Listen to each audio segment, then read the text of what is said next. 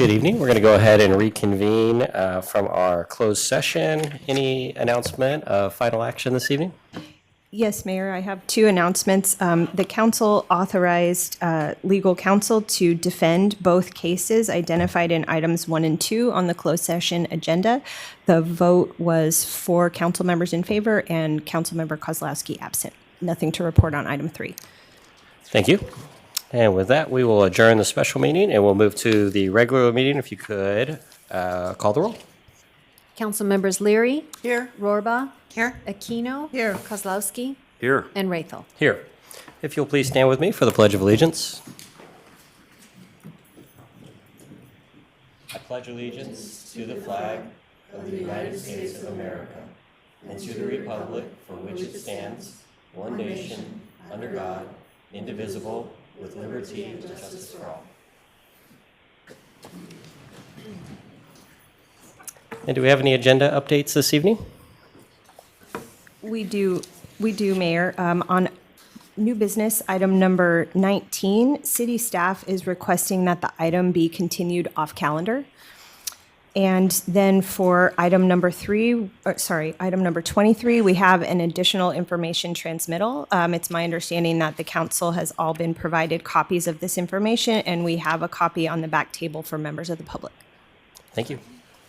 I'm sorry. Item number 23. 23 and 19 was the one? 19 continued in off calendar.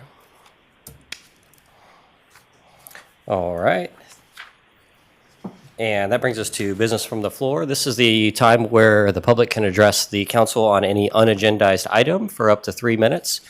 So if you would like to address the council, we've got the blue cards in the back. Please fill out one of those and bring it up front for us. And we'll start with our first speaker.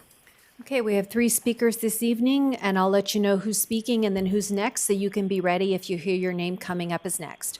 So our first speaker will be Kevin Goddard. Kevin will be followed by Alexis Goddard, who will then be followed by Richard Heiler.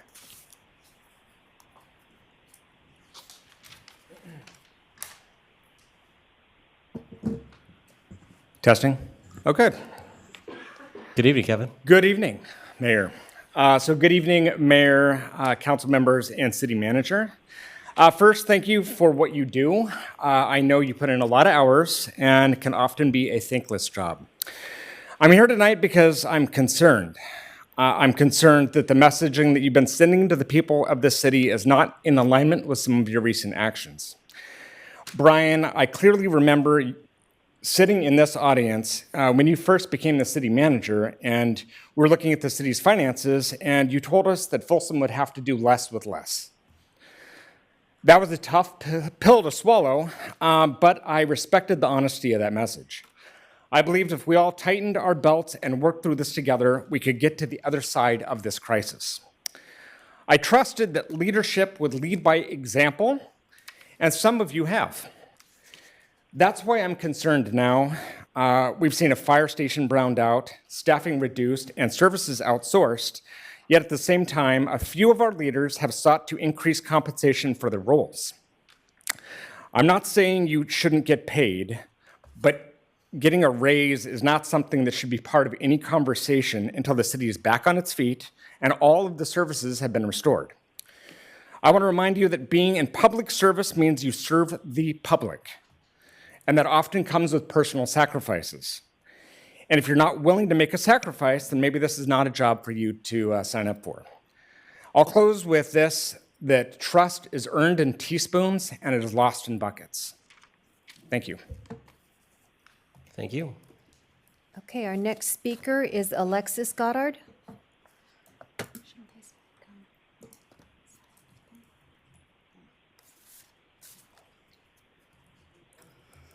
Hi. Good evening, City Council. You can pull the microphone down. Thank you. There you go. I would just like to second what Kevin said. I mean, the city, Brian, we've gone to many meetings. We've heard less with less. City has no money. You guys are browning out the fire stations. That's a public safety issue. The roads are, everything's 30 plus years old now in this town. It needs to be upgraded. You're saying we're in the red.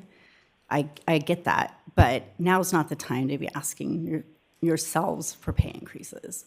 I think this could be tabled and addressed at a later issue once the city is back on budget. And I would just like to end with saying, you guys, you all knocked on our doors. You asked for a vote to better our city, not a vote to better yourself. And I want you to think about that. Thanks. Okay, our next speaker is Richard Heiler.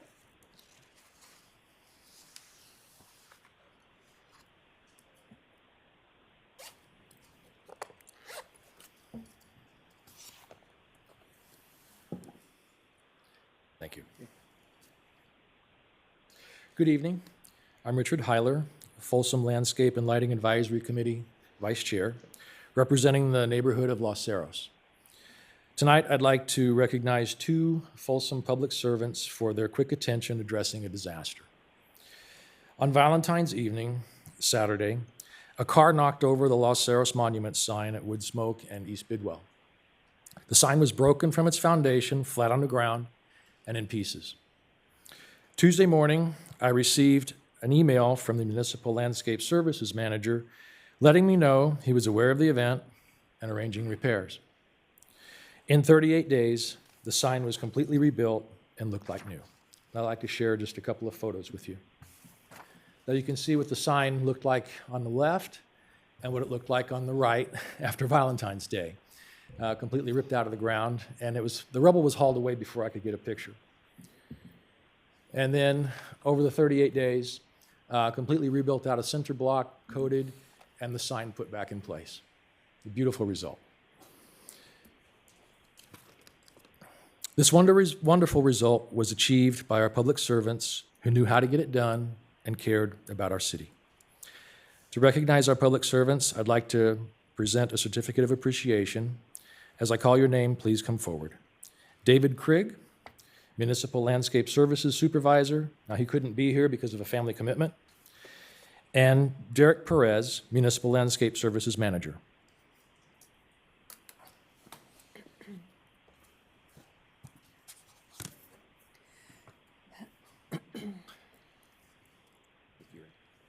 Guys, grab a picture. Yeah, turn around and.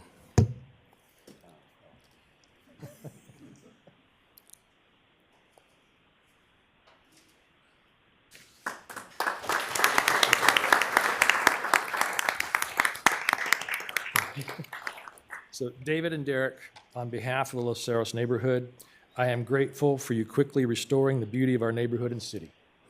Thank you. Thanks, Richard.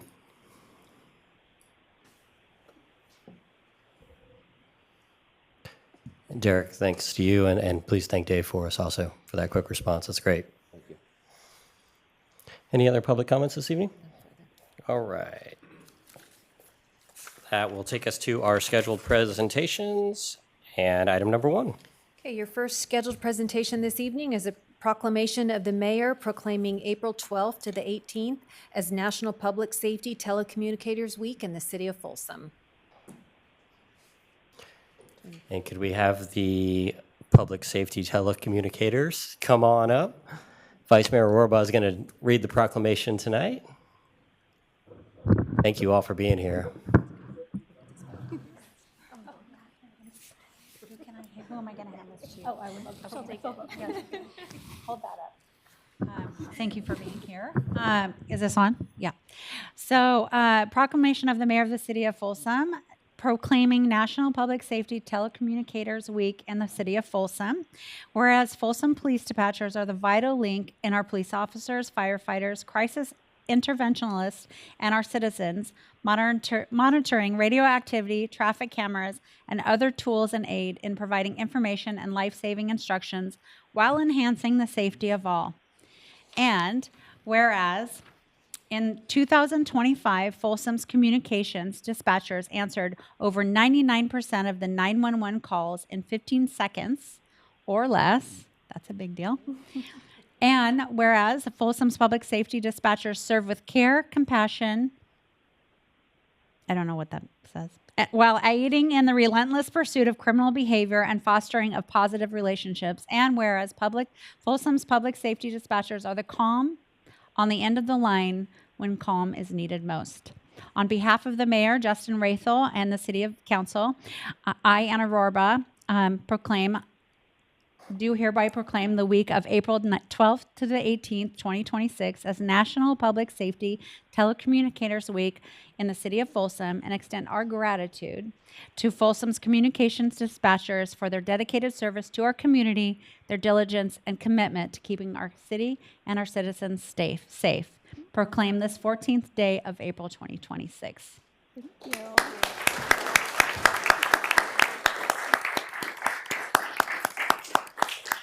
I do just want to say a couple things. When I did a sit along, I think now it's almost been a couple years.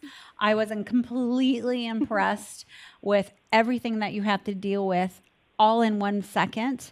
I mean, there could be 10 things going on at one time, and I think I sat with you, Brent, didn't I? I was just floored by the amount of information you have to take in and how you have to remain calm and not rattled. So, thank you for everything that you do. We really appreciate it in the city. Do any of you want to? Oh, no, thank you.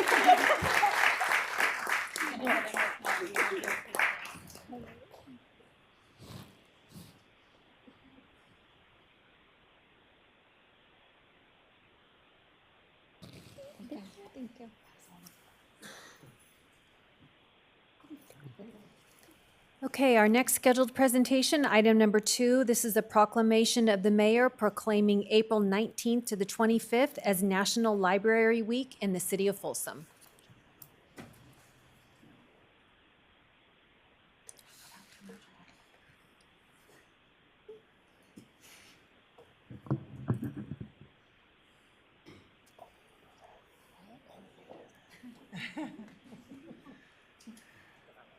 Sure. Tom, aren't you going to come down too? Yes, he should. All right, this is a proclamation of the mayor of the city of Folsom proclaiming April 19th to the 25th, 2026 as National Library Week in the city of Folsom. Whereas the Folsom Public Library leads the county of Sacramento with the highest circulation and program attendance of any library location in the county, and does so with per capita funding at around half that of its regional peers. And whereas the dedicated volunteers of the Friends of the Folsom Library play an essential role in supporting the library through book sales, grant writing, and community outreach, raising more than $75,000 for the library this year. And whereas libraries partner with schools, businesses, and organizations to maximize resources, increase efficiency, and expand access to essential services, strengthening the entire community. And whereas libraries serve as vibrant community hubs, connecting people with knowledge, technology, and resources, while fostering civic engagement, critical thinking, and cultural enrichment. And whereas libraries provide free and equitable access to books, digital tools, and innovative programming, ensuring that all individuals have the support they need to learn, connect, and thrive. And whereas communities across the country are joining together to celebrate National Library Week under the theme, Find Your Joy. Now, on behalf of Justin Rathel, Mayor of the City of Folsom, we do hereby proclaim the week of April 19th to the 25th, 2026 as National Library Week in the City of Folsom, and extend our gratitude to the Friends of the Folsom Library and to our dedicated volunteers and staff. During this week, we encourage residents to visit their library, explore its resources, and celebrate all the ways that it helps our community find joy. Proclaim this 14th day of April, 2026. Can I give this to you? You want to say something? Yeah, of course. On behalf of the Friends of the Folsom Library, I'm honored to accept this proclamation for National Library Week, and I invite everybody to come find their joy at the library. Joy is different for everyone. For some, it's that quiet escape into a good book. For others, it's that spark when you learn something new. And last week, we had a little girl come in, and she found a book on magic tricks. And she was literally jumping. She was so excited. She couldn't wait to get home to do some magic tricks and learn something with her dad. So the library is free. It's a great resource for everybody. And as friends, we are so honored to be able to see the impact on our community every time we go. And I'd just like to also extend a huge thank you to everyone who makes that possible, from Tom, our library director, to the library staff, the volunteers who come into the library commission, the members and friends of the Folsom Library, the people who shop at our store, the people who donate books to make this all possible. It takes a whole community. And next week is Find Your Joy, National Library Week. So please come in, get that book you've been meaning to read, join a book club, make a new friend, bring your child to story time. There's lots of ways to celebrate. So thank you. Great, thank you. Let's look over here at Andrew. Squeeze in here a little bit.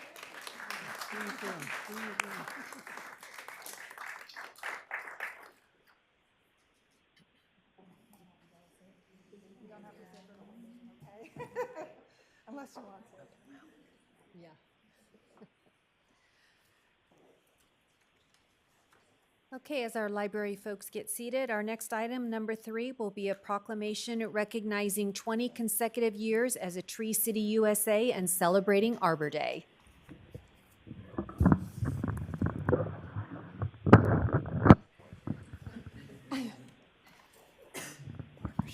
Make it more dramatic here. Prepare to have? Okay. All right, so that's pretty good. This is one of my favorites to do. I've got to do it before. This is a proclamation of the mayor of the city of Folsom recognizing 20 consecutive years as a Tree City, USA, and celebrating Arbor Day. Whereas the legacy of Arbor Day began with J. Sterling Morton's 1872 vision for a dedicated day to trees, and a tradition elevated to national prominence in 1907 by President Theodore Roosevelt as a vital investment in our republic's future. And whereas Arbor Day is now observed annually throughout the nation and the world and will be celebrated in Folsom on Saturday, April 18th, 2026, and whereas our tree canopy serves as vital living infrastructure, stabilizing our soils, intercepting storm flows, and providing a natural cooling effect that lowers energy demands while filtering the very air we breathe. And whereas trees are unique municipal assets that increase in value over time, enhancing property values, fostering a restorative sanctuary that recharges the human spirit, and creates shaded, walkable areas that strengthen our business community. And whereas, beyond their measurable utility, trees offer a timeless source of joy, weaving nature into the daily fabric of our city, offering a quiet legacy for generations to come. And whereas, for 20 consecutive years, the Arbor Day Foundation has recognized the city of Folsom as a Tree City, USA, a milestone that reflects our city's unwavering commitment to fostering a robust, resilient tree canopy for all residents. And whereas the city will celebrate Arbor Day by planting trees at Granite Mini Park, and will further observe our 20-year milestone as a Tree City, USA, with a commemorative planting event at McFarland Park this fall. Now, therefore, on behalf of Justin Rathel, Mayor of the City of Folsom, I do hereby proclaim April 18th, 2026 as Arbor Day in the City of Folsom, and urge all citizens to support our efforts in protecting our trees and woodlands. And further, I urge all citizens to enjoy the cool shade of trees and join us in securing the well-being of future generations as Folsom celebrates 2 decades of excellence as a Tree City, USA. Proclaim this 14th day of April 2026.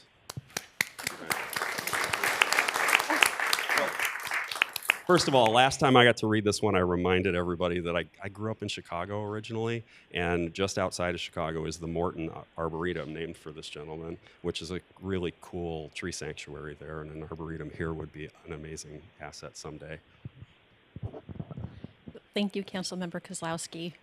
I just want to say I'm feeling very grateful to accept this proclamation on behalf of the community and everyone who has contributed and played a role in growing our city's beautiful urban forest. The city of Folsom is well known for its distinctive by nature identity, and a big contributor to that is our beautiful urban forest. I want to thank this council for your continued support towards our urban forestry goals, and it is exactly because of that support that the Arbor Day Foundation has recognized our city for 20 years running now as a Tree City, USA, a milestone reflecting 2 decades of commitment to growing our urban forest. So this Saturday, we're going to be putting that commitment into action at Granite Mini Park, where we are going to be planting the next generation of trees. But also to commemorate 20 years as a Tree City USA, we are also planning a celebratory planting event at McFarland Community Park this fall, and we look forward to releasing those details as we get closer. But until then, thank you again for your support.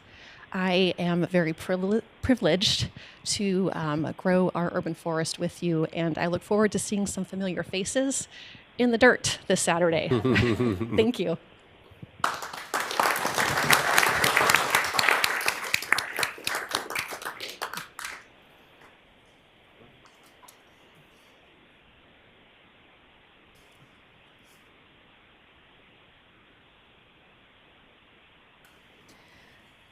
Okay, next will be item number 4. This is a proclamation of the mayor proclaiming April 22nd, 2026 as Earth Day, which will be celebrated on April 18th.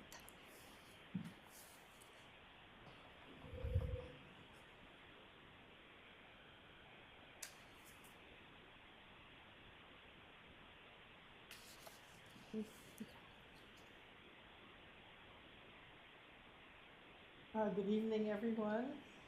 This proclamation is of the mayor for the city of Folsom, proclaiming April 22nd, 2026 as Earth Day, which will be celebrated on April 18th, 2026. Whereas Senator Gaylord Nelson and student activist Dennis Hayes organized the first Earth Day rallies on April 22nd, 1970 across the United States, which signaled that protecting the environment is an important goal of the American people, creating the modern environmental movement and landmark pieces of environmental legislation in the United States. And whereas Earth Day has evolved into the world's largest civic event, uniting people across 192 countries in the shared celebration and citizenship of our planet. With this year's theme, Our Power, Our Planet, Folsom proudly joins the worldwide effort on April 18th, 2026. And whereas the city of Folsom recognizes that an environment free of pollution increases property values, enhances economic vitality, protects native species, maintains air and water quality, and beautifies our community. And whereas the city of Folsom acknowledges the ongoing efforts of city staff to comply with state and federal environmental regulations that protect our community and natural resources for future generations.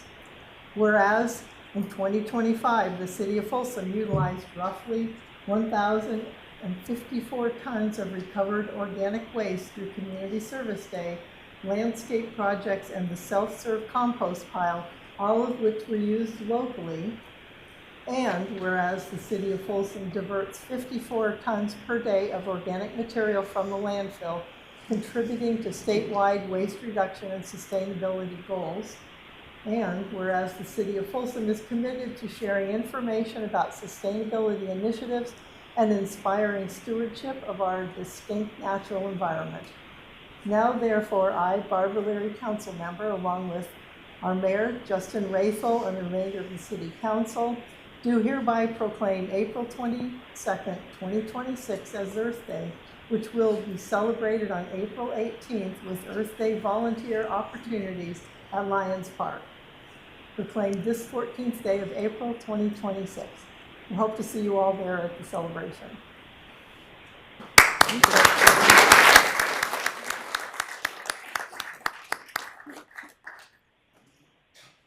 Thank you very much, Councilmember Leary and City Council.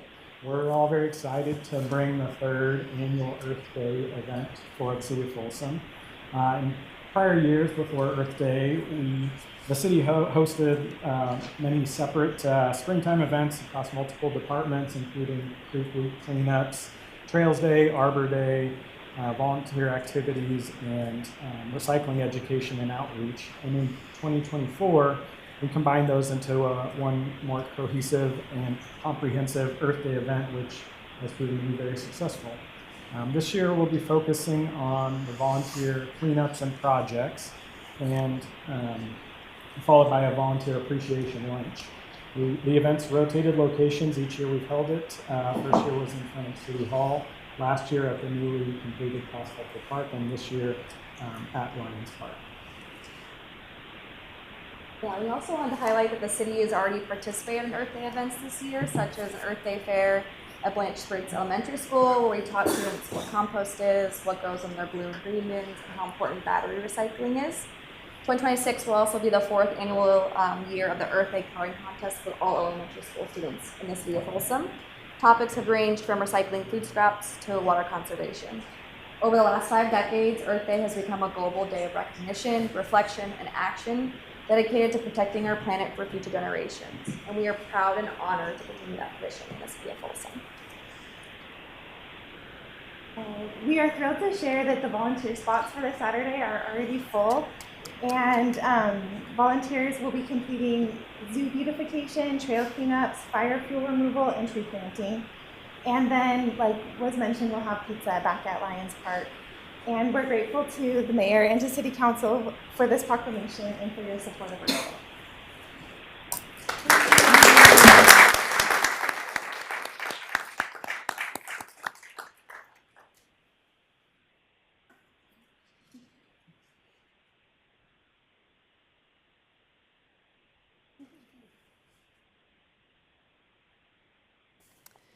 Okay, our next scheduled presentation, item number 5, will be a presentation regarding the fire department deployment model.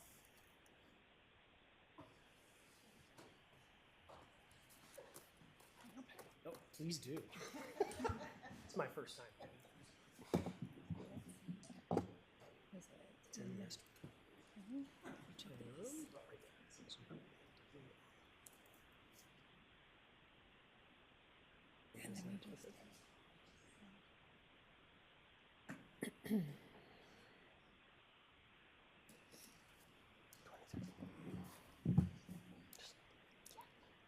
Pretty picture. Thanks for coming tonight, Chief. Absolutely. Well, good evening, Mr. Mayor, council members, city staff, community members. Jason Solak, Fire Chief, and tonight I tend to provide you a quick deployment update on the deployment model that the fire department is planning to implement next week. Justification, talk a little bit about data and some of the challenges that we are encountering, and kind of just a broad overview of how we use data to drive a lot of our decision making. As a 25-year resident and a fire chief for a little over 5 months, I believe that the community expects these things.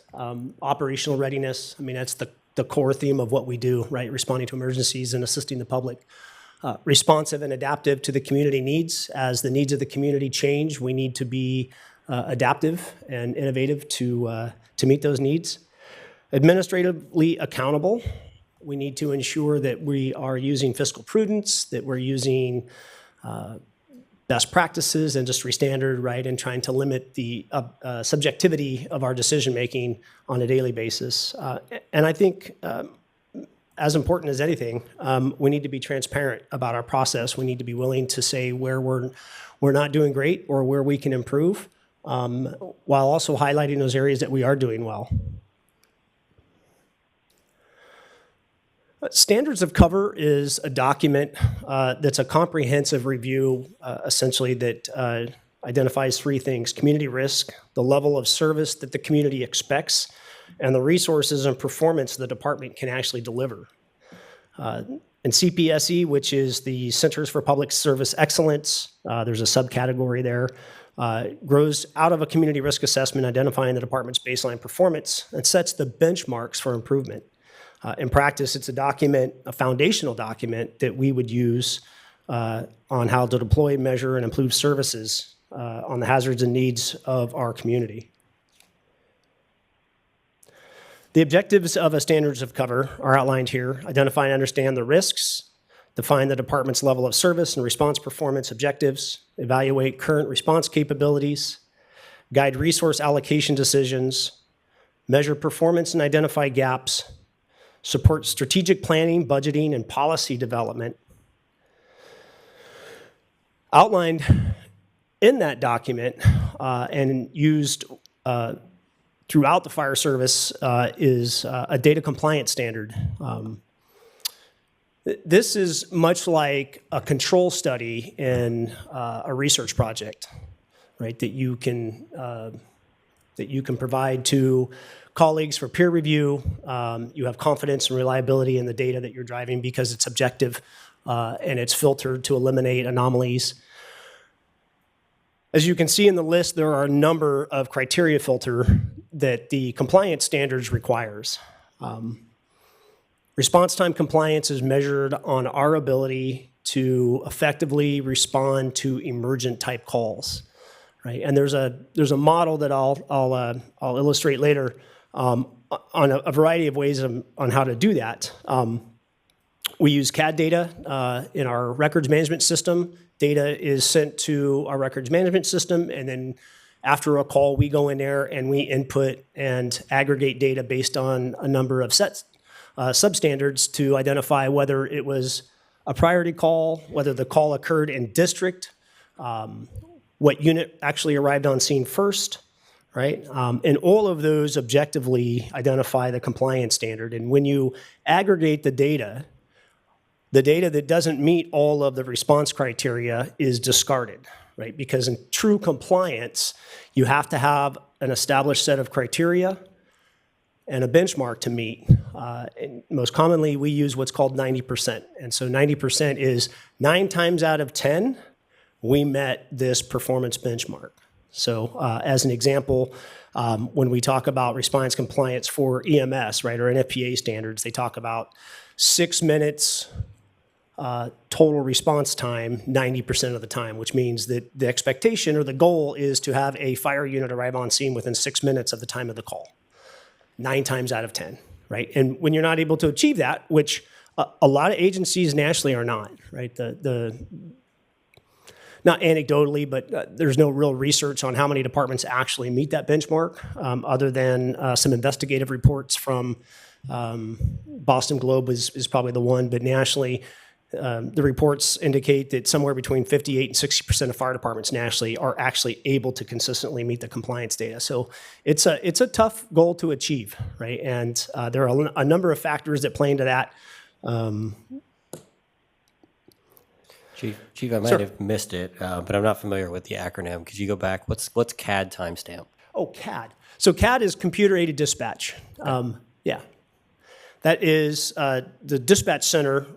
So in Folsom, we have a PSAP. PSAP is actually Folsom PD. They receive the original call. 911, what's your emergency? They say, hey, there's a fire, or I have a medical emergency. They transfer the call to Sacramento Regional Fire Emergency Communication Center. They take the information. Oftentimes, PD will remain on the line to obtain additional information to determine whether law enforcement may be needed. And then they dispatch the appropriate fire agency for the type of call and dispatch the appropriate units for the call type event. So if it's a medical or a fire or whatever. CAD catches those timestamps and then transfers them to our records management system. So we should be using CAD data for our timestamps, but there are a number of subsets that the fire department needs to be implementing and inputting when they're writing the report, so that we can aggregate the data correctly to know whether we are or aren't meeting our compliance data. 1710, which is industry standard in terms of professional fire service deployment models, right, is compliance built around those performance objectives. 90% achievement is the benchmark for call processing, turnout, and travel time, right, not using averages. The means averages are useful for context, but they should not be a number that is used to determine whether we're in compliance, right? Averages are especially weak for judging reliability. Over a short time period, the problem gets worse because the denominator is small, right? For practical consequences of using averages, right, it generates false confidence, missed operational problems, and poor deployment decisions because, again, the data is not reliable. It's used primarily as a trend indicator that typically warrants additional investigative work as to why did this occur or why are we seeing this trend. As an example, this is just a slide I put together. This is from our records management system, which is the software program that CAD feeds in. We took a 3-year average response time, dispatch to arrival, first unit, and already we're not complying with the compliance standards because the compliance standards requires dispatch to the arrival of first due based on geographic GIS information, which we currently don't have in our records management system. Secondly, it's for urgent or emergent calls, and of course, we are only able to categorize all calls. So in 2023, we had 9,527 calls for service. We had 15,036 runs, and a run is the actual number of times that a unit responded. And there are incidents that require additional or multiple units. So even though it's a single incident, it may have 4 or 5 or 6 different units responding. And so that number is representative of the actual number of runs that all the units did collectively. And for that year, our average response time was 756. In 2024, you can see that the calls for service increased slightly by roughly 400. Our total runs increased by about 1,000. And our average response time decreased roughly 30 seconds. So as a policymaker or a fire chief, you look at this and you go, well, why did this happen? And in 2024, we added an engine company. So we have an additional resource available on the system to respond to these calls. It's logical that we would see a decrease, right? Interestingly enough, if you look at the 2025 data, calls for service remained pretty flat. Total runs actually increased, but our average response times decreased. And what's interesting about this data set point is we actually had an engine out of service for 2 of those 12 months. And what this highlights is the unreliability using averages to determine response time. So standards of cover report, 2006, Council approved and passed a resolution for a standards of cover report. They adopted many performance metrics as a result of that. You can see those there. A couple of those recommended building an additional station, staffing an additional engine company, and also identified Station 37 as a best location for the truck company. Due to its accessibility, its district, most of the buildings in that district are beyond the reach of a 24-foot ladder, right? So the use of an aerial for access is important. And then district specifics, again, that was our heavily commercialized area. We had the college, we had Highway 50, we now have Palladio. So there's a local drive factor when we talk about where we should be deploying our truck from. Okay. So the initial actions that were taken, Council did adopt a resolution, 7979, that adopted some of those performance benchmarks that I've mentioned. We started planning for Fire Station 39. We strengthened partnerships and mutual aid agreements as outlined in the report. And we started forecasting and planning for long-range Folsom plan area that was identified as a potential annexation area for Station 34. Okay. Since then, Station 39 has been built. We have hired additional firefighters to staff that station. We replaced an existing truck with superior capabilities, better access, better reach. It has the capacity to carry additional equipment for improved service deliverables. We developed a strategic plan that was in concert with many of the standards of cover recommendations for how to best deploy the fire department. We built 34. We hired additional firefighters and are now in the planning stages for 33. This is where transparency is important because we do have some areas for improvement, right? Some of the identified shortfalls in just the short term I've been here in conversations with the command team, the department, many of the policymakers and our regional partners. Facility challenges at Station 37. So when we first purchased a ladder truck, it was too tall to fit at 37, even though we agreed that was the best place for it. So we moved it to Station 35. And then we went through the process of developing a new platform, a TDA, which is the truck we have now. It was not as tall, however, it was longer. So while it went into the app bay, it didn't fit within the app bay. So once again, we had a little bit of a challenge putting the truck where we really thought the truck should go, right? And it was placed again at Station 35, which is where it has resided until most recently. Normalization of deviance. This is not unique to the city of Folsom. In the 25 years I worked for a prior agency, I spent the last few years as a deputy fire chief, and one of my tasks was to manage a community risk assessment that included a standards of cover report. And I don't proclaim to be an expert in any shape or form when it comes to data or data analysis. There are experts that we refer to and depend on for their input. But there definitely has been a deviance from what I would consider to be best practice. And I recall as a fire captain being trained as to the why, right? And I think we've lost some of the why. And again, this is not unique to the city of Folsom. A lack of institutional knowledge, right? Not being able to explain the why, not having the ability to share the importance of the data, right? And what the data does for us in many aspects. Decreased capacity to provide oversight, right? Staffing challenges. A lot of agencies, both municipal and county fire departments have struggled as the economy goes up and down. Our staffing levels go up and down, and we tend to prioritize our efforts in those areas that are primary mission-driven aspects, right? Emergency response, training, and those things. And oftentimes, we lose the ability to maintain adherence to those policies, and it becomes a real challenge later in time, right? And then unreliable data on which to base deployment and operational decisions, which I've already mentioned. And then lastly, financial challenges plays a role in any of these. Again, as the city has money, there are competing funds for general fund dollars, and there's capital infrastructure, water needs. I always tell people that, when you turn the faucet on and you don't have water, that's a problem. So moving forward, again, in the short time I've been here, we've identified a problem with our data collection and the framework that doesn't exist for us to be able to ensure compliance. So we've been in discussions with the data specialist to design and implement that framework. He is actively working on that now. We are implementing and working on adaptive changes as our policies, right? So our personnel are inputting the information into the system in a manner that is compliant and consistent with best practices so that we can actually aggregate and analyze the data as it's designed to be, right? Utilize acceptable existing deployment models. I'll share that in a minute.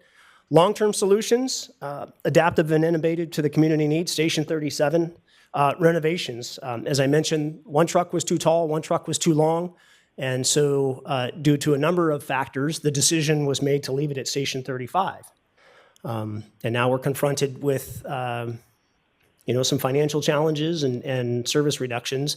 And because we couldn't put the truck at 37, which is where we believe it belongs, it had to go to another station that would accommodate it, which was 34. And I'll talk about that here in a minute. Regular progress reports to the community, right, as we implement these changes and we're start to improve our ability to aggregate data, right, and then strengthen partnerships, regional cooperation. So for the folks at home, and for many of you, just real quick, fire department unit types. This is a medic unit. Its primary function is advanced medical life support. It is staffed with paramedics, and it transports definitive care patients to the hospitals. It does at times supplement staffing in fire-related incidents. An engine company, its primary function is fire suppression. It carries hose and water, and that is its primary goal, right? It also has advanced life support capabilities, basic tools and equipment. And then we have our truck company, which provides strategic and tactical logistical support to incidents. You can see a number of those tasks there: forcible entry, access to roofs. I talked about the height of the buildings throughout our city. Ventilation, which is a control measure that we take on fire. Search and rescue, rescue extrication, technical rescue, and it is also staffed with advanced life support. So the unit deployment distribution is defined in NFPA and ISO. ISO for everyone is the Insurance Services Office. It's the rating or the report card on how we're actually doing. Currently the city is at a 2, which is one short of being a Class 1 fire department. That has implications in our insurance rate. So 2 is a good mark. ISO uses a quantitative analysis for deployment model. First arriving engine company should be within 1.5 miles, and a truck or specialized equipment should be within 2.5 miles. The map that you see up on the screen now is the city of Folsom outlined in white. And then you can see the different station numbers. I added the future fire station 33 as we continue to develop the Folsom Plan area for reference. This next map represents the 1.5 mile radii, which is representative of a 4-minute travel time. What this slide really highlights is the redundancy that the fire department currently has with our primary station location in terms of concurrent and resiliency, right? So all the areas that the circles overlap are areas that an adjacent district could respond to and have an opportunity to actually meet the compliance benchmarks, right? The less overlap you have, the less ability and resilience you have for redundancy and concurrent calls. And you can see that some of those stations are built in areas that are adequate. And there are a number of factors on where we can actually purchase land and build fire stations and things. So I think that over time, the city has done a good job. Being a long-term resident, I know we've actually relocated a number of stations to improve this. And this next slide is the 2.5 mile radii. This is the 6 to 8 minute travel time, and this is representative of what a truck would cover. You can see the gray circle is currently station 34 in the area of the city that the truck covers within that time frame. 35 is where the truck did reside, and as I'll share here momentarily, is where we're recommending putting the truck back temporarily until we can make accommodations at 37. And then the black circle is 37, and you can see it clearly covers the vast majority of the city from that location. So our current deployment model, as outlined there, we have a truck at Station 34, which again is the Folsom Plan area south of Highway 50. For anybody that has traveled East Bidwell in recent months, that's a bit of a challenge, right? It's a challenge to get the truck, which is a specialized piece of equipment, over the freeway to provide those logistical and tactical support functions to the rest of the community. And as important, perhaps even more important, is our inability to effectively get a suppression unit to the south side of the freeway, given that we really only have two primary routes of travel, which is East Bidwell and Placerville Drive, which is impacted with in and out traffic daily. Station 35 currently has an engine. Station 36 is an engine and a medic unit. 37 has an engine and a medic. 38 has the medic only because of the engine closure or the brownout. And then Station 39 has an engine. Okay. So some of the challenges and considerations we've taken in concert with all the best practices, the standards of cover, the strategic plan, right, is given limited resources and again, making efforts to do the best we can with what we have. The truck response throughout the city of Folsom, that specialized equipment and response capability really needs to be located in the center of the city, right? So it provides adequate support to the entire city. Fire suppression in the Folsom Plan area, impacted again by the current congestion and traffic. As we ramp up into fire season, the calls for service historically through the months of August, September, November, and December yield higher calls for service.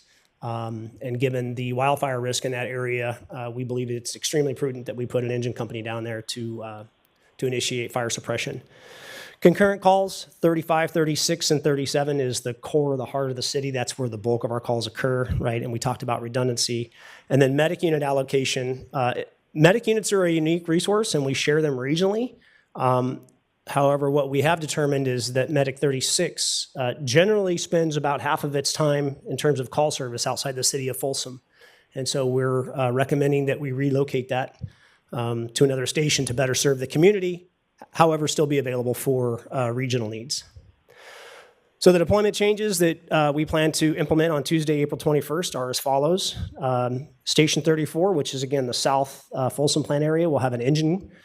Station 35, which is where the truck resided for many years, will host and house the truck until renovations can be completed at Station 37, which is ultimately where we would like to place the truck. And I'll just take a minute to announce that I'm pleased that our finance director, in concert with the city manager, has approved a tentative plan to make those renovations a reality, which is very welcome news for us. And I'm excited that we're going to make that long-term goal a reality soon.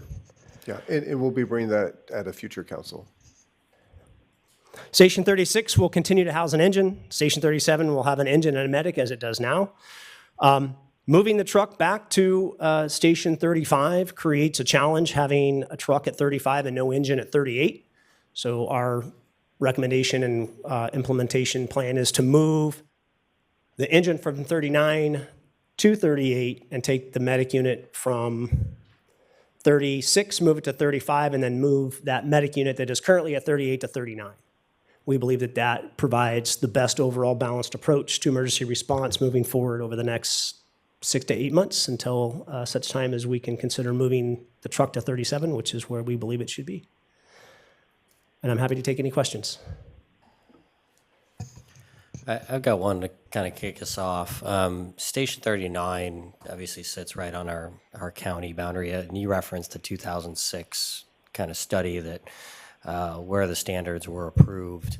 Do we have an understanding of why? Obviously, at that point, we expected some call volume to materialize, and that call volume just maybe didn't come in. Do we have any understanding? And I guess the other thing I noticed in the presentation, for the last 3 years, we've had a significantly growing population, right?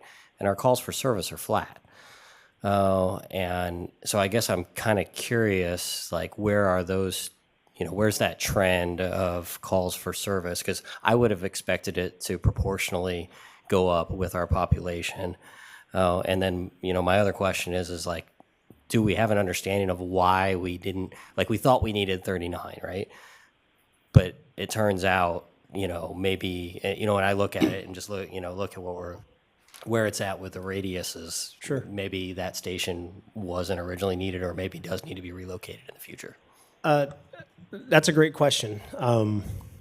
Not having the historical background specifically to all of the data that was used when that recommendation was made, I will say that just from a basic response model, in the Standards Recovery Report, it was identified that that area did not receive adequate response in terms of minutes from 911 dispatch to arrival of fire and EMS services.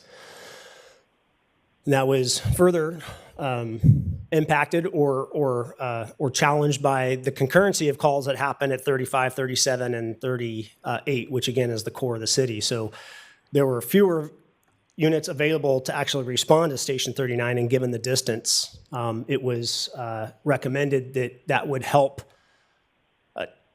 with response times to that area.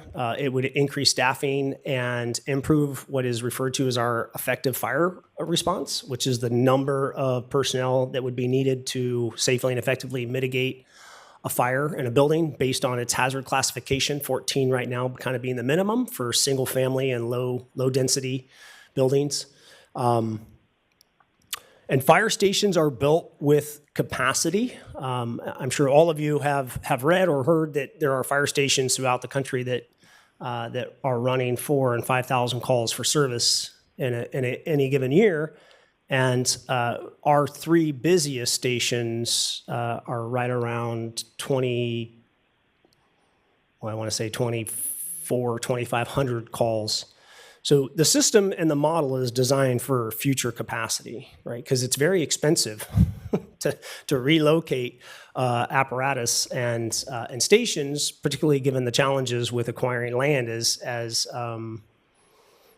the community continues to develop.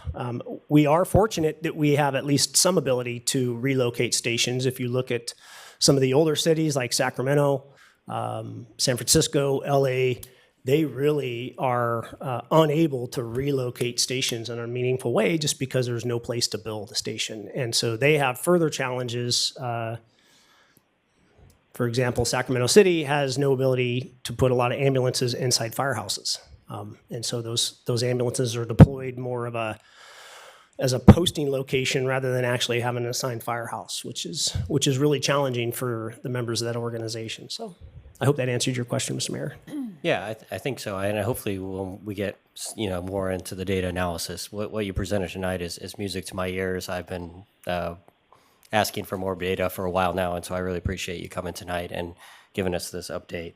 I just have one other question, and that, Light AI was started, I think it was started here in Folsom, the company that basically can turn lights green, right, as fire stations go, right? So instead of using the model of, triggering the lights as you approach, right, now we can actually turn our lights green and change our response times while these resources are being deployed. So I guess my question is like, and I look at it from like a 1.5 mile radius, right? It's just one, I could have 6 lanes going that way, right? Or I could be winding through a neighborhood 1.5 miles. Like they're two totally different things. Sure. To say that each of those is a 4-minute, and then for cities that turn around and spend money on technology to improve that response time, how do you kind of take that into account?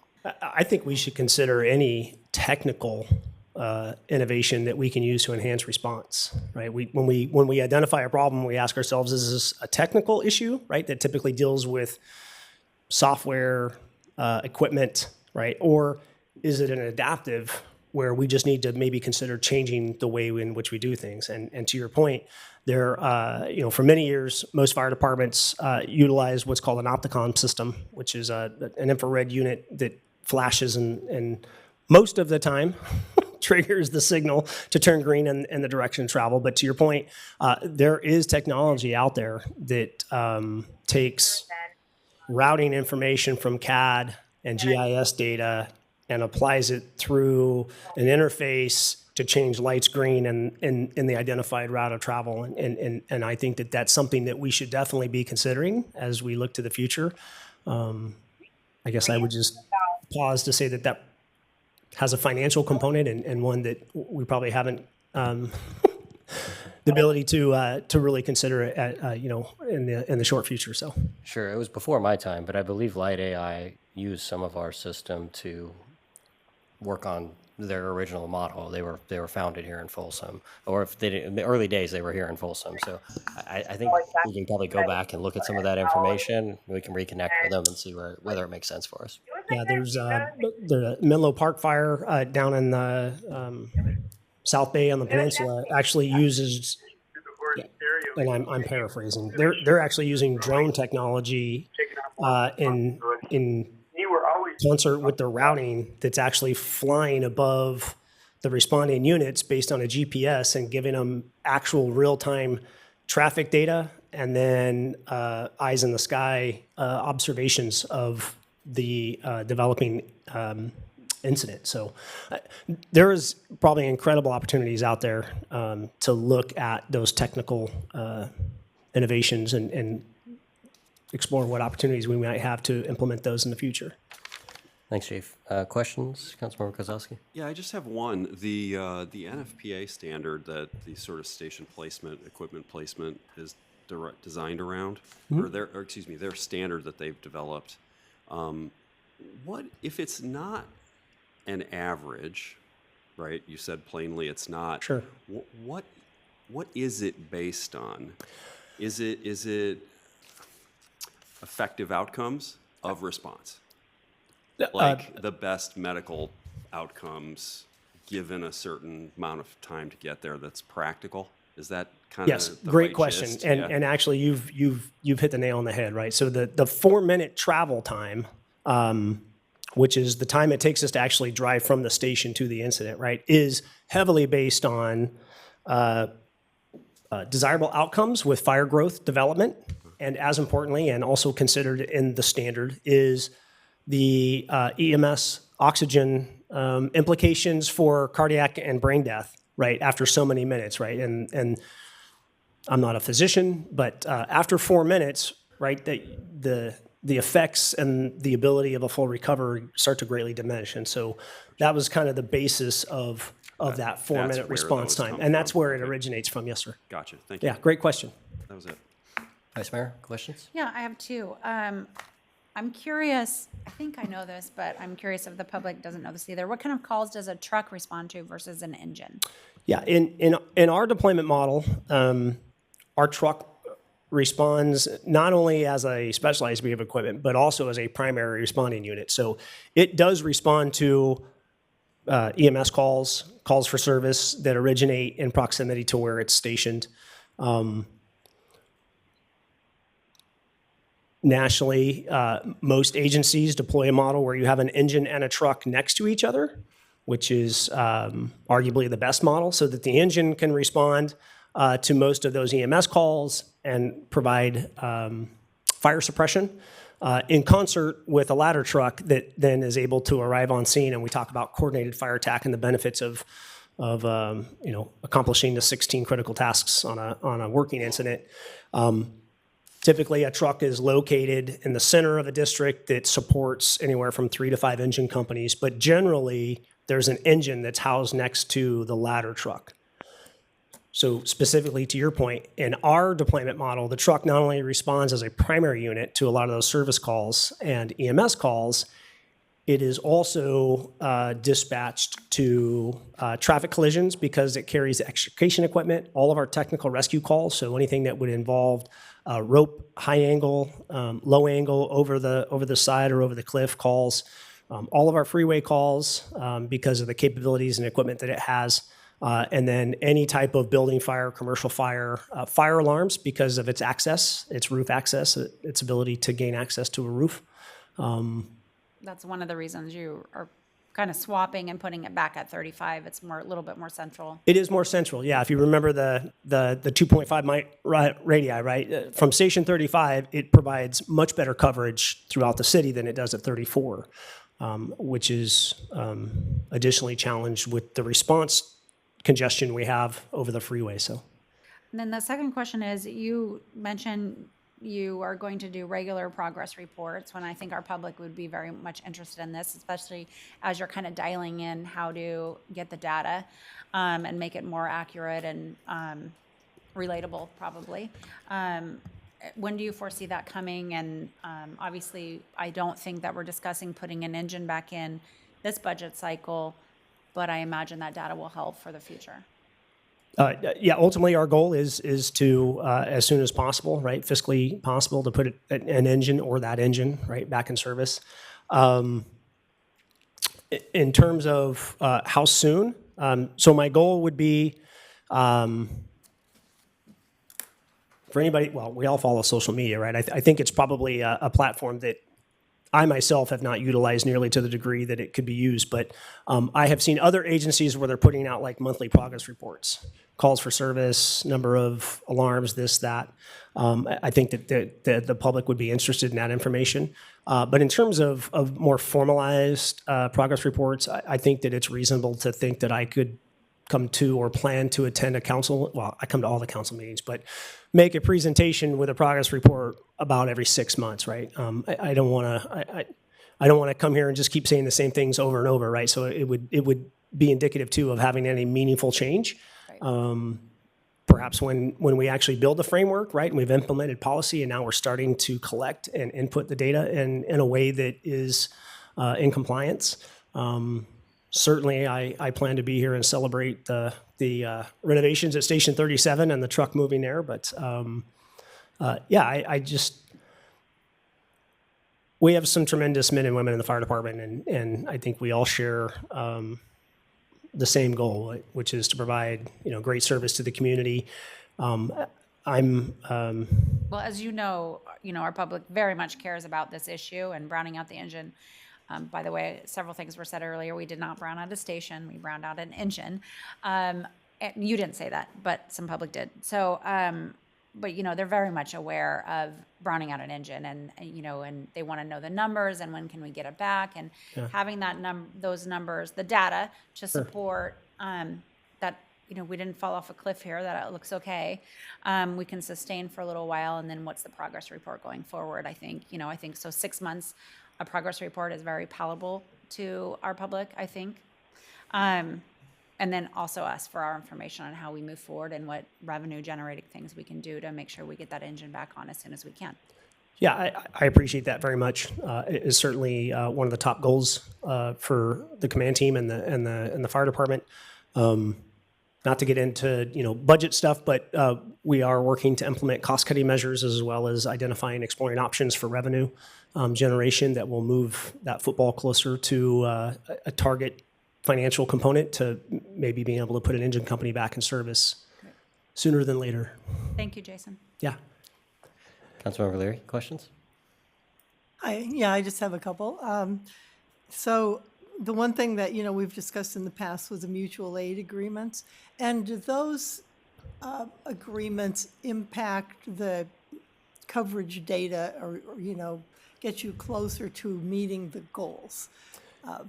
Because of their availability when our engines aren't available, et cetera. Because, when we're looking at the map, we're only looking at City of Folsom. Sure. And there are clearly some other stations Yeah, in the vicinity that could help us meet our goals and vice versa.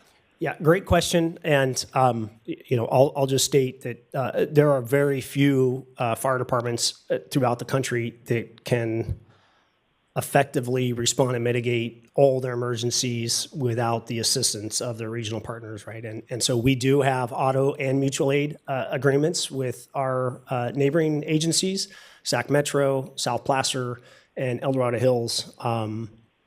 Some of the challenges we have for an effective notification is the fact that we're dispatched out of different dispatch centers. So as an example, in Folsom, right, the call goes to PD, then it goes to SAC, and then if we need any one of those other agencies outside of Metro who's dispatched out of the same dispatch center, but like Placer or El Dorado Hills, there's an additional transfer and request for that unit. And so there's a delay, but to the bigger point of your question, auto aid and mutual aid definitely play a factor in this. It's not a metric though that is part of the compliance data because again, the model, they're holding you to a standard of 4 minutes travel time. And so the model was never designed to meet 4 minutes if you're relying on an adjacent agency to provide first in coverage, right? So, but the end user, benefit is significant, right? And we can just show the number of times we've either provided aid or received aid from an agency. But it does impact overall the compliance data. It's one of those incidents that would be kicked out when we talk about actual compliance data.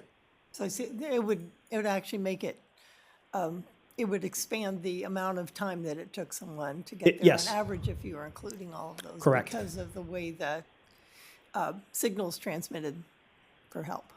Yes, that would be one technical way to improve response times.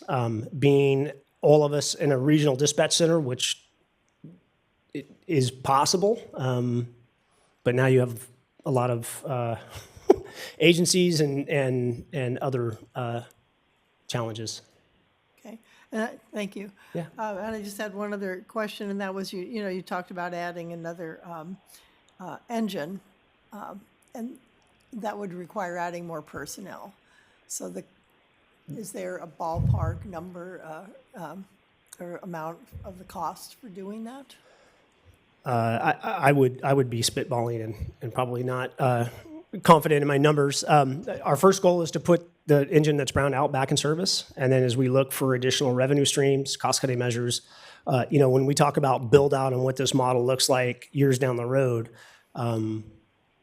arguably the best model is to have an engine next to the truck so that you have redundancy with a truck company that's not committed to primary response and can provide that tactical support and logistical support to the other engine companies.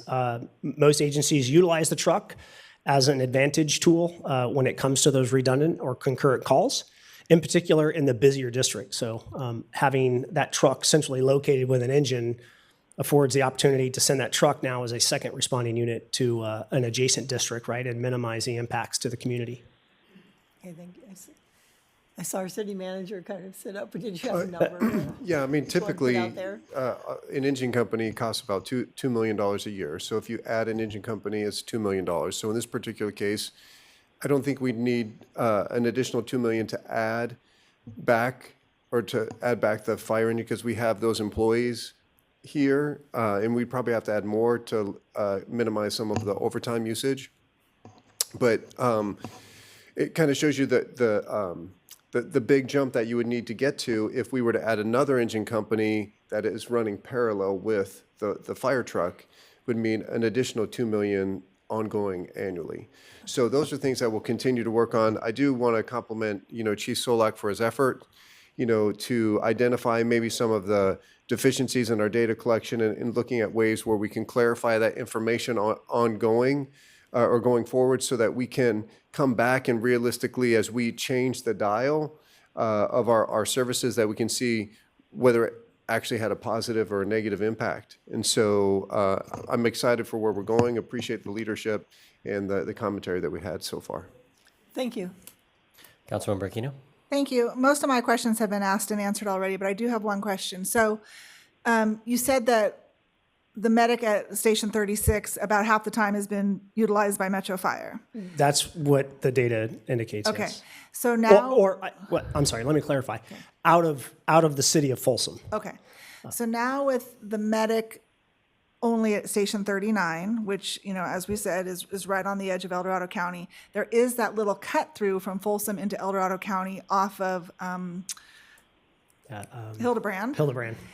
Is there a danger that medic will be going out of the city of Folsom? It's unlikely unless El Dorado Hills, who has a medic unit at Station 85, which is just over the side of Ridgeview, it is unavailable, or they have a reduction in their ambulance. There is an inter-county agreement that they send, and we do receive transport units from El Dorado Hills on a fairly regular occurrence, as well as we send them because of the unique nature and the critical nature of what an ambulance does, and the fact that it's a real coveted resource. I would say it is definitely possible, but not likely with any degree of reoccurrence. Okay, thank you. And I think we have some public comment this evening. Thank you, Chief. I Thank you. appreciate it. Yeah, you have a request to speak from Jack Copeland. Come on down. Hey there. I didn't really expect to speak, but I picked up a blue card. And yeah, first of all, I appreciate, first responders, everybody in enforcement and, fire trucks and all that. I feel like that 4-minute thing, just because I live off Bidwell, and I lived here a couple years, and I'd hear maybe 1 or 2 sirens, a day, sometimes not that many. Now, I feel like with this 4-minute thing, I'll hear like 5 a day. And I want to differentiate. If somebody's, critical, life-threatening, if there's a fire, totally get that. But I feel like, especially since the sirens are so loud, I live like a block and a half away, and I can hear it for, blocks ahead of time. And, I mean, it's just, I don't know, maybe for non-life-threatening, especially since the streets are well-timed with lights. Maybe it saves 40 seconds getting to a hospital. But if it's a non-critical thing, I don't know, broken leg or something, maybe, I don't know, maybe there can be a little bit of a difference between the 4-minute thing, which is impressive, don't get me wrong, for like critical things, but then for non-critical things, I don't know, maybe add like 40 seconds just because it's very loud, and if anything, it makes the city look a little less safe because you just hear sirens all the time and you're just thinking, is it crime going up or people just almost dying way more frequently than before? I don't know. That's my rant. It's really not even all that big an issue, but thought I'd say something. Thanks for letting me speak. Thanks, Jack. Appreciate you. Chief, do you want to comment just on our siren policy? 'Cause I think it's helpful for the public to know when they're turned on, the sirens, and why. Yeah, it's a great question. I'll start by saying that at SAC Regional Fire Communication Center, we use what's called a priority dispatch protocol algorithm. There's an algorithm in terms of questions asked specifically to the call type nature. If they're saying shortness of breath, they'll go through additional questioning to try to ascertain whether it is a true emergent call or not. And we do routinely send both engines, trucks, and ambulances code 2 to calls that are determined to be of a non-emergent nature. When there's any doubt as to the emergent nature of the call, though, we always err on the side of caution. And anybody that has known me, I talk about, one of the worst calls in my career was a nosebleed call. because of just missed information on the dispatch, the call taker, busy dispatch center, right? And so we err on the side of the caution, but we do have protocols in place to try to limit the use of code 3 response, not only from a sound perspective, but from a safety perspective, because when we respond code 3, we put ourselves and the community at additional risk, right? So there's a balance as to our response. Thanks, Chief. And just a clarification, code 3 is lights and sirens, code 2 Yeah, is sorry. not? My wife yells at me all the time. Yeah, code 3 is lights and siren. Yeah. Thank you. All right, please call the next item. Your next item is item number 6, presentation from HomeServe USA Corp. Regarding homeowner water and sewer service line protection program and direction to staff. Thank you, Mayor Rathel, members of the council, Marcus Yasutaki, Utilities Director. Tonight we have Bill Coffey here from HomeServe USA just to give a brief overview of their program. And what we're looking for here after he goes through his discussion is just any feedback that you all may have regarding the program, and if this is an item that you would like brought back at a future agenda item. So I'd bring up Mr. Bill Coffey.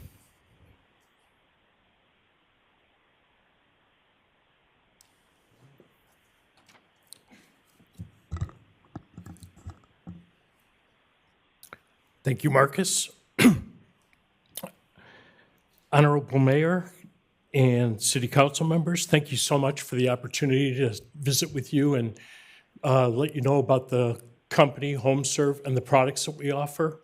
I'm Bill Coffey, Regional Director based in San Diego, so cover the state of California. And I'm just going to spend some time going over the products that we offer, and then I'll open it up to questions. So first of all, HomeServe, utility service partner, is our company. HomeServe is the parent company, and we started over 20 years ago. We're in the business of providing exterior water line, exterior sewer line, and in-home plumbing coverage. So optional coverages for residents when they have the laterals on their property fail. This is a program to take care of fixing them in a quick and affordable way. We're Better Business Bureau A+ rated and cover 4.6 million customers and about 9.8 million policies throughout the U.S. Total of 1,300 partners and 41 of them here in the state of California. The last slide will detail the partners that we have so that you can see those. And the biggest thing that we offer is to help address the public policy issue of aging infrastructure. Infrastructure is getting older. On your side, there's a group to look after it. On the resident side, there's not. So when they have an emergency, they have to take care of it. It's not your responsibility, nor would it ever be. And that's where our program comes into play. The average age of a house is around 40 years old. And that's about how long the life span is of the water and sewer lateral lines. So that's without having things like corrosion, tree root intrusion, things that shorten those lives. Natural elements such as ground shifting, tree root intrusion, corrosion, we cover those on those lines when those fail. The typical cost to replace a water line typically runs around $3,000 to $4,000. Sewer lines could be up to $4,000 to $6,000 and greater because they sometimes have to dig up the street and sidewalk. A very big job, many days of work, as well as several permits to pull. With the current state of the economy, homeowners can't afford a $1,000 expense. It would wipe out their savings.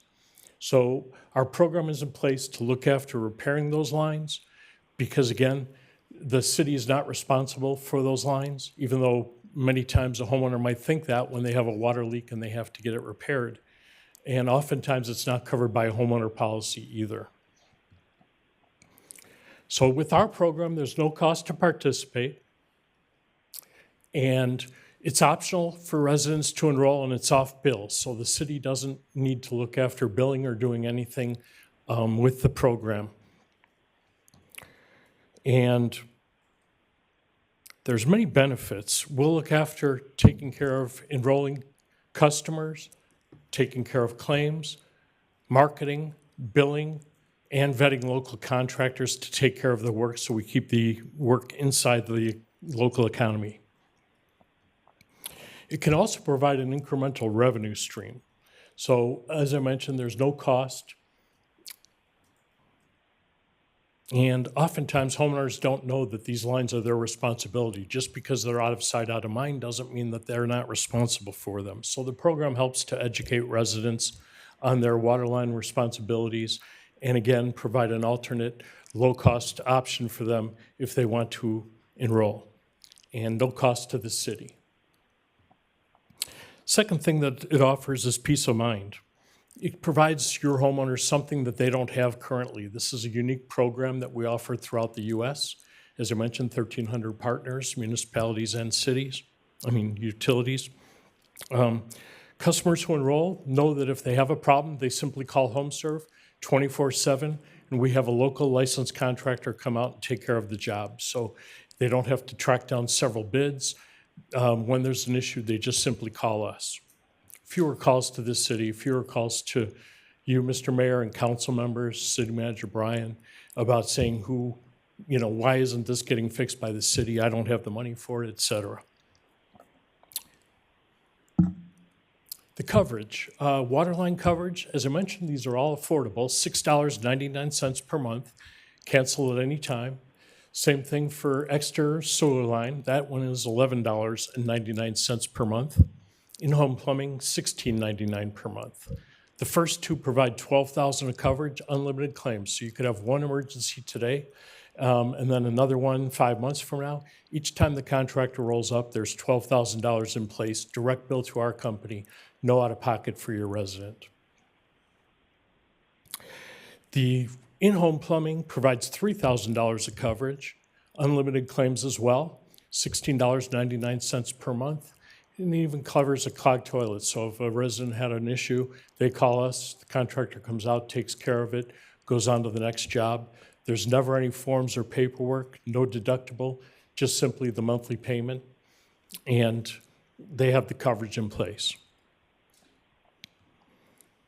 With the in-home plumbing, it also covers any lines under the slab or basement. So the lines inside the home as well as under the slab. As I mentioned, there's also a revenue stream for the city.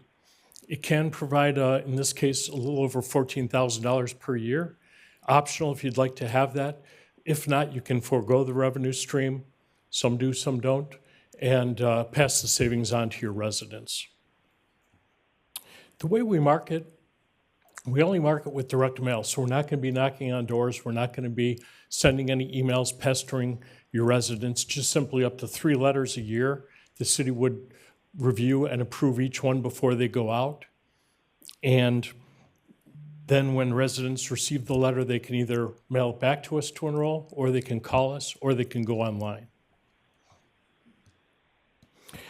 Once the customer's enrolled, our big priority is to check how jobs are handled. So we send out a survey afterward, see how the contractor did, how our call center did, because they're serving nearly 5 million customers. And with that, we receive an average of 4.8 out of 5 in the last few years. So very high. We do get ones about contractors that don't cut it. And when that happens, we evaluate, do we need to vet some other ones and drop those? So we look at that constantly to make sure that we're serving your community well.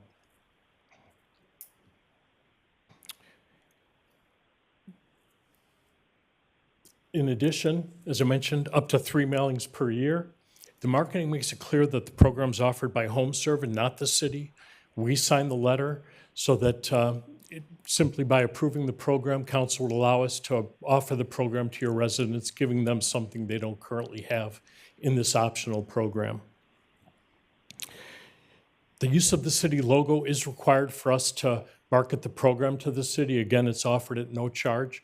But we do need the logo for the envelopes so that when your residents receive it, they know that you're participating in the program and that you're fully vetted our company. And that's why we come to the city first with the program, give you a chance to know about our company, what we offer, the products, so that we can custom tailor them to your residents, which we've worked with Marcus to do so far.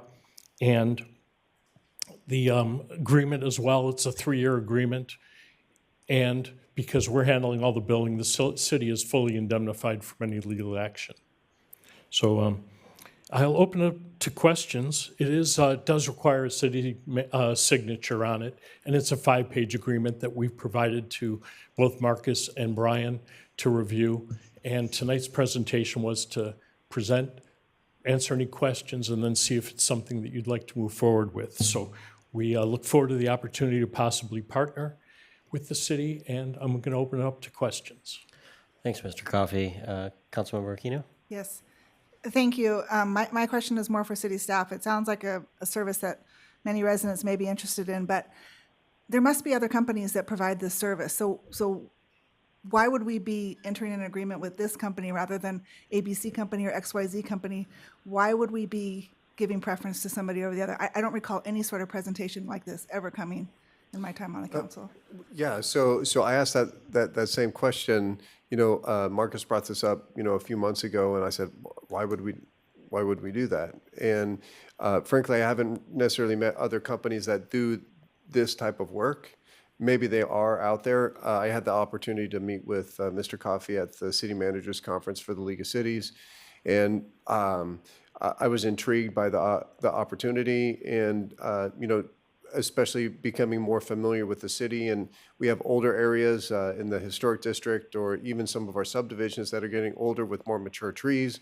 There's a greater chance of having more root intrusion and that sort of thing. And so we thought it was something that we would, thought the council maybe see some value in considering. Thank you. So, but Mr. Coffey, theoretically, you could just do direct mail to every resident in Folsom, every household in Folsom, right? You're asking for this to have the city logo on it, which implies that the city endorses the program, correct? Correct. Okay. All right. Thank you. I guess more succinctly that the city's participating in the program because it is optional.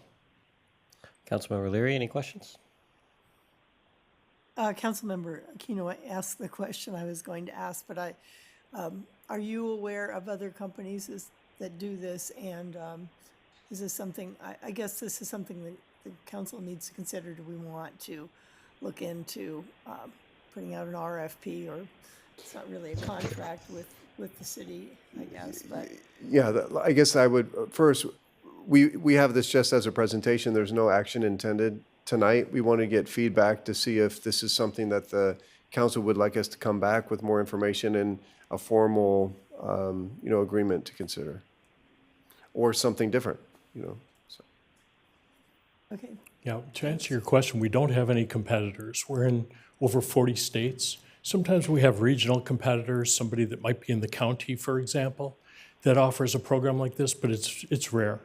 To date, over the 22 years, we've saved customers over $2.5 billion in repair cost savings. We handle a few thousand jobs per day. Vice Mayor Roba, questions? Councilmember Kozlowski. I don't have any questions. The program seems of value, and I wouldn't be opposed to it so long as we're not precluded from adding other programs as they may appear before us. That's good. I think my only question, the 14,000, is that based on sort of signups, or is that how do you guys structure that? Is it an annual number? It's an annual number, and it's paid up front. So let's say that the council approved the program tonight, which we're not voting on. About 2 months later, we launched the program. We use that time in between to put together social media information, website information, et cetera. So once we launch, then it's available to all the residents. So you guys take the risk on how many people sign up or don't sign up? Yes, and you get that fund regardless of enrollments. So after the first letter launches, the first annual fee goes out to you, and then each year after that, with the first letter of that year, the same thing. Okay. All right. Thank you, Mr. Coffey. Appreciate it. Thank you. Appreciate it. And we don't have any public comment on this item, so. Yeah, I guess, is there any objections to us bringing this back at a later meeting for council action? Again, it sounds like a valuable service and one that I, as a homeowner, may be interested in purchasing. I just don't see why this needs city involvement. It implies our endorsement of it, and I just don't think I'm comfortable with that. I mean, if a majority of the council wants you to bring it back, I have no issue with that. It just means I may not support it. Sure. I agree. I think if it comes back, like the kind of the pros and cons of us being involved or not being involved, I think would be helpful. I mean, I think what I've heard some of the concerns would be is, are there other competitors out there that would be interested in this? And with us allowing a logo that would give them an unfair advantage over it. So those are some of the things that I've contemplated. In my experience, I haven't seen other companies do this type of work. There may be some out there, but I just haven't seen it. So not that they have not that they're the only company out there, but I think from the standpoint of, I mean, we don't have to do it. And to your point, they could do the direct mail. With us kind of somewhat vetting the process and putting the city's logo on it, I think it gives some level of confidence that it is a company that has a good reputation. And from what we've been able to see, it appears that it does. But then again, if the council is uncomfortable with that, I would prefer just in some ways say, maybe later in the future and not now. Could I add one more thing? I would also be concerned about what type of precedent does this set? What about the next, company from a different industry that says, hey, we want to, I mean, it just seems like it's maybe opening the door to something like that. I don't know. The hypothetical, I mean, we could go down that road on a lot of things. I guess I'll take that opposite argument of that, though, is like maybe we shouldn't, put signs up on our sports facilities with corporate sponsors, right? Like we put company names of a lot of different things that we're not vetting up there. We have Parks and Rec programs that are run by third parties, like a pretty large booklet of those people that we are then taking a revenue share on that, and we are partnering with those vendors in order to provide a service to our residents. So I guess from my standpoint, I would like to understand, that we've done our homework and that we've vetted them and we've checked out their references and make sure that they have a good reputation in the communities that they're serving.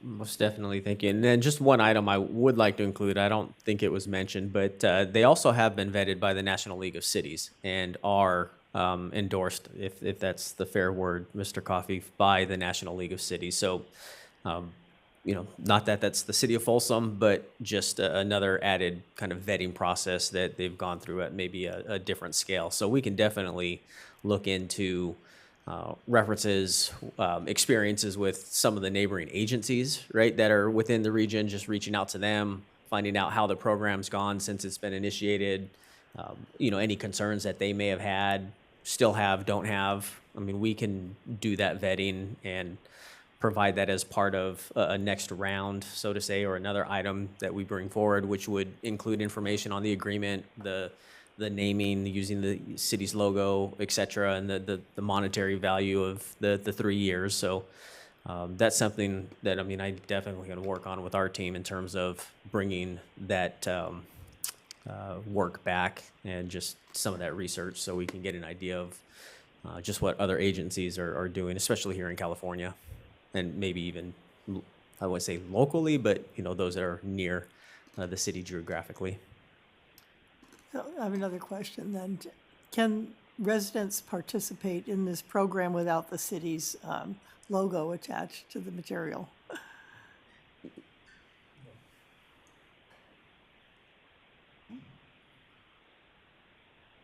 Yes, the only way that we offer the program is if the city approves the agreement and wants to participate, then we offer the program to residents. If we didn't do that, it would be massive confusion. We'd mail. You folks wouldn't know anything about the company. You wouldn't know if they're good or bad, if the products are good or bad. Again, that's why we come to the city first. I see, but they could still engage in your program if the city No, decided the only way to participate and for us to mail is to have the program approved, which is why we go to the cities first. And we could give you plenty of references: Stockton, Fresno, Yuba City, Antioch, Daly City, many cities up here. Okay. And I will clarify one thing. We were a National League of Cities partner for over 12 years. This year, we joined the ICMA. We felt that after many years with the National League of Cities, the ICMA was a better fit.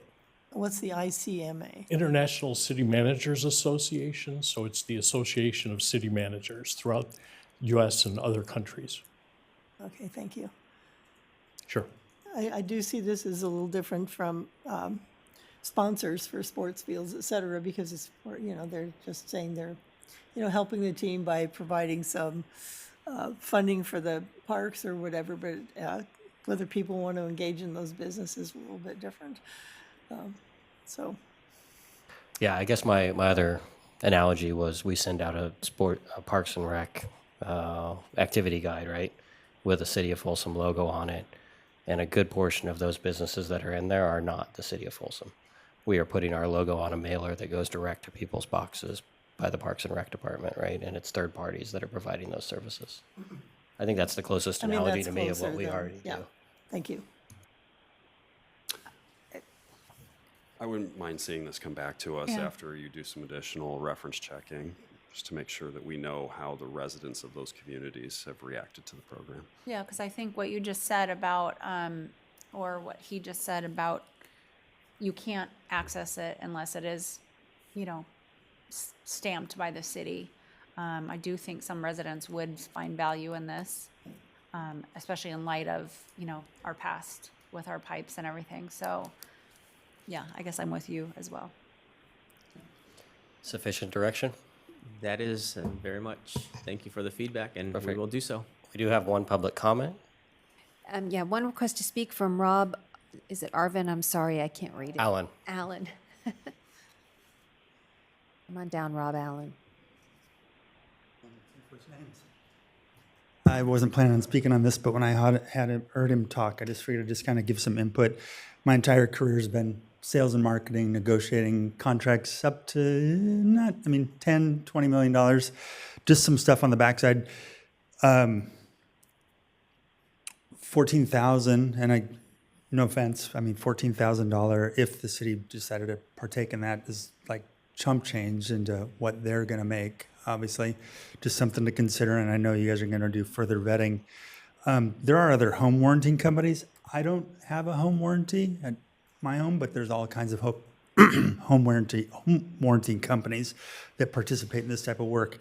I do see an upside to this, though, because I've also seen some crazy stuff out there, as we've always obviously probably all heard, even just on social media, as far as what people experience with HVAC companies, plumbing companies, electrician out there, from people just feeling like, huge ranges. I had a friend who got a quote, and her electrician friend said, no, buy this part, send me a picture, buy this part, put it on ChatGPT, $12 part, another $40 part. He came over, did it in 40 minutes, and the quote that she got from an electrician was like $3,500.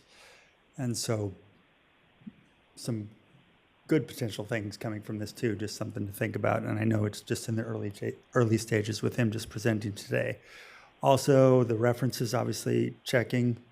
Something to also look into is if they're paid on the backside. So their company paid from the vendors for getting work, which is a possibility, and not that there's anything potentially wrong with it, but also their company benefiting from getting paid on the backside from the vendors additionally. So just food for thought. Thanks, Rob. Thanks. All right, that will move us to our consent calendar this evening. Does anyone want to pull any items off of consent? If there are none, Oh, go ahead. if there are none, I'll move the consent calendar as presented. I'll second. For approval. Please call the roll. Council members Leary, Yes. Rohrbaugh. Yes. Aquino. Yes. Kozlowski. Yes. And Rathel. Yes. Thank you for those that hung out and waited for the consent calendar. Please call the next item. Okay, your first public hearing item this evening is item number 16. This is resolution number 11591. This is a resolution approving the final engineer's report, confirming the diagrams and assessments, and ordering the continued levying of assessments for maintenance and servicing of improvements within the City of Folsom landscaping and lighting districts for the 26-27 year, and I'm not going to read all the titles. Appreciate it. And you don't have to either. Okay, I won't. Welcome back. It's good to be back. Good evening, Mayor and members of the council. I'm Derek Perez, Municipal Landscape Services Manager of the Parks and Recreation Department. I'll be presenting information regarding the LNL District's final engineer's report for fiscal year 26-27. This report incorporates all 30 LNL districts into a single report. As you can see here, an LNL assessment district is a funding mechanism which is intended to pay for landscaping, lighting, and other specified services within a district. When a new development project is in the planning phases, the project is conditioned with creating a funding mechanism to pay for the maintenance of the common areas. Common funding mechanisms include community facility districts, CFDs, as seen in much of the Folsom Plan area, homeowners association, HOAs, or a landscape and lighting district. Beyond the legal definitions seen here, an LNL district maintains those quality of life features that make each district unique and inviting. For instance, the waterfall in American River Canyon North, or the art in Natoma Station, the monument signage in Willow Creek Estate South, and the open spaces throughout the district. These are all assets maintained by the district and provide a benefit to the residents within the district. The graph here shows the location of all 30 LNLs here in Folsom. All LNLs were created pursuant to the LNL Act of 1972 and the California Constitution. The districts within the city vary in size from 10 to 2,370 units. The majority of the districts in Folsom were formed prior to Prop 218 in 1996 and therefore do not have an escalator built in to account for the increases in costs over time. So far to date, the city has completed 2 steps out of the 3-step process for the annual engineer's report. Step 3 is approving the final engineer's report and holding a public hearing tonight. One additional step staff took was presenting the preliminary budgets to the Landscaping and Lighting District Advisory Committee members last month during their meeting on March 19th. Here we have a list of all 30 LNL districts within the city of Folsom. Each district is unique in a number of type of amenities that are maintained. The picture here is of the American River Canyon North Waterfall, which is an asset and maintained by their LNL district. Common assets include landscaping, street lighting, sound walls, open space, mini parks, and monument signage. Here we have a graph of the Consumer Price Index and the California Construction Cost Index for the period of 1990 to 2025. As you can see, it takes $2.76 in 2025 to have the same buying power of $1 in 1990. The 2026 statistics haven't been updated yet. Due to the cost increases over time, districts without an inflationary adjustment have struggled to keep up with the rising costs of services on their static assessments. Here's a high-level overview of all 30 LNL districts. This is the baseline budget for all districts, and there are no improvement projects planned for the next fiscal year. The current level of service has been stepped down with each of the past 2 landscape maintenance contracts they put out for RFP due to the rising cost of services. Last year, council requested a table be added to this year's engineer's report showing all the revenue and expenses on the one chart, which also includes a debt balance for each district, if any. The first column shows anticipated assessment revenues to be collected for fiscal year 26-27. This can include landscape maintenance, utility billing, irrigation, etc. The second column shows the anticipated total expenses for fiscal year 26-27. This can include landscape maintenance, utility billing, irrigation, etc. The third column shows revenue less expenses projected for fiscal year 26-27. The fourth column shows what the actual district's fund balance is as of December 31st, 2025.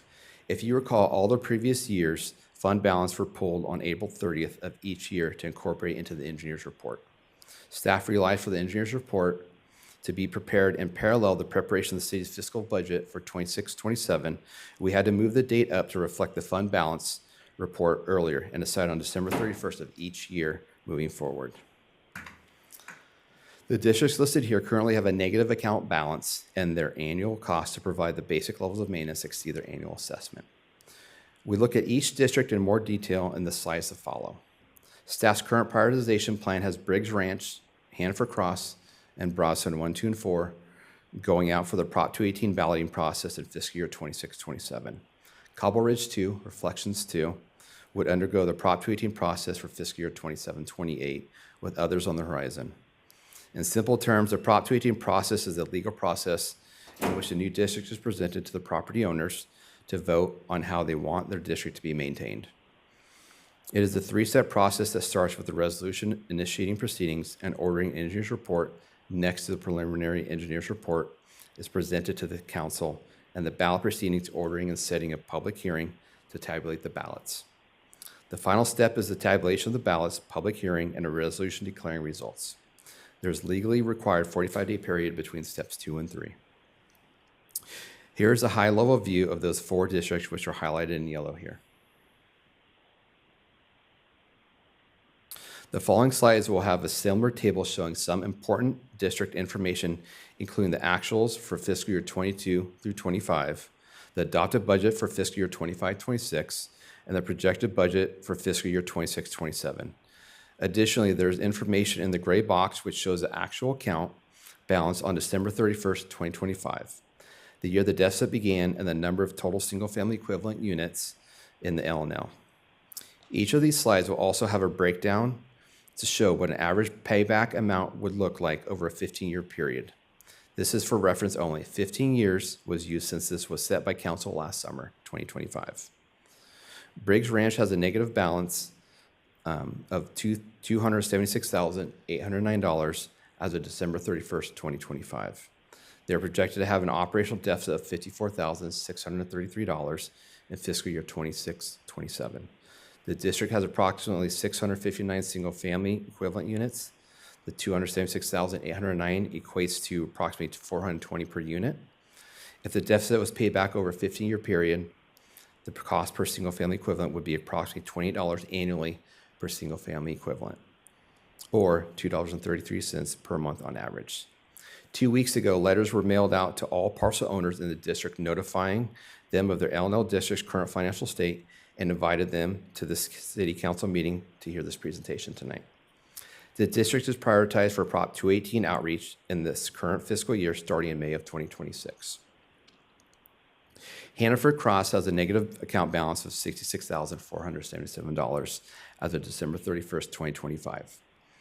They are projected to have an operational deficit of $54,482 in fiscal year 26-27, which they are scheduled for the Prop 218 process this upcoming fiscal year in the fall. The district has approximately 103 single-family equivalent units. The $66,477 equates to approximately $645.41 per unit. If the deficit was paid back over a 15-year period, the cost per single-family equivalent would be approximately $43.03 annually per single-family equivalent, or $3.85 per month. Excuse me. I just want to be clear on this. So that their current payment isn't shown on here, their annual payment. Is this the cost per single-family residence just to pay back the deficit, that $43.02 a year? This is just to pay back the deficit in the future. So the debt currently is the $66,477. In some slides in the future, a few more slides, it will show what the district is actually paying annually. And then their payment going forward if this passes? No, we haven't gone out for Prop 218 yet for this district. Okay. So we would initiate the process and then start with our consultant and work with them. And then we would have to look at a budget projected of what the maintenance is to increase the standards of maintenance, and then all the asset replacements and everything in the future too as well. So, Okay, thank you. I just wanted to be clear what stage we're looking at in this process. Yeah, so this kind of shows Because what when you're what the current debt is right now for this district, which would be added to the cost when Currently. those calculations are made. And Thank this is you. at that time on December 31st, 2025 as well. And if I could just add to that, I appreciate the background talking about the deficit, but there would actually be 3 components to this. One is the current rate. The second would be the amount needed to pay back the deficit that's been incurred. And then the third would be the additional assessment needed so that we can actually maintain the assets within that district to a level that would be aesthetically pleasing. So those are things that will all take place similar to what we've done in the Natoma Station effort. Right. I just wanted to be clear, so if the audience is watching this, you're not just thinking, oh, it's going to go up that $43 or whatever a year. Thank you. Yeah. Brownsville 1 and 2 is the original district. So Brownsville 4 was approved in 2015 with a higher level of assessment for 5 years to provide for needed repairs and enhancements. It then dropped down to a lower level. This lower level is not sufficient to provide the base levels of service in that district.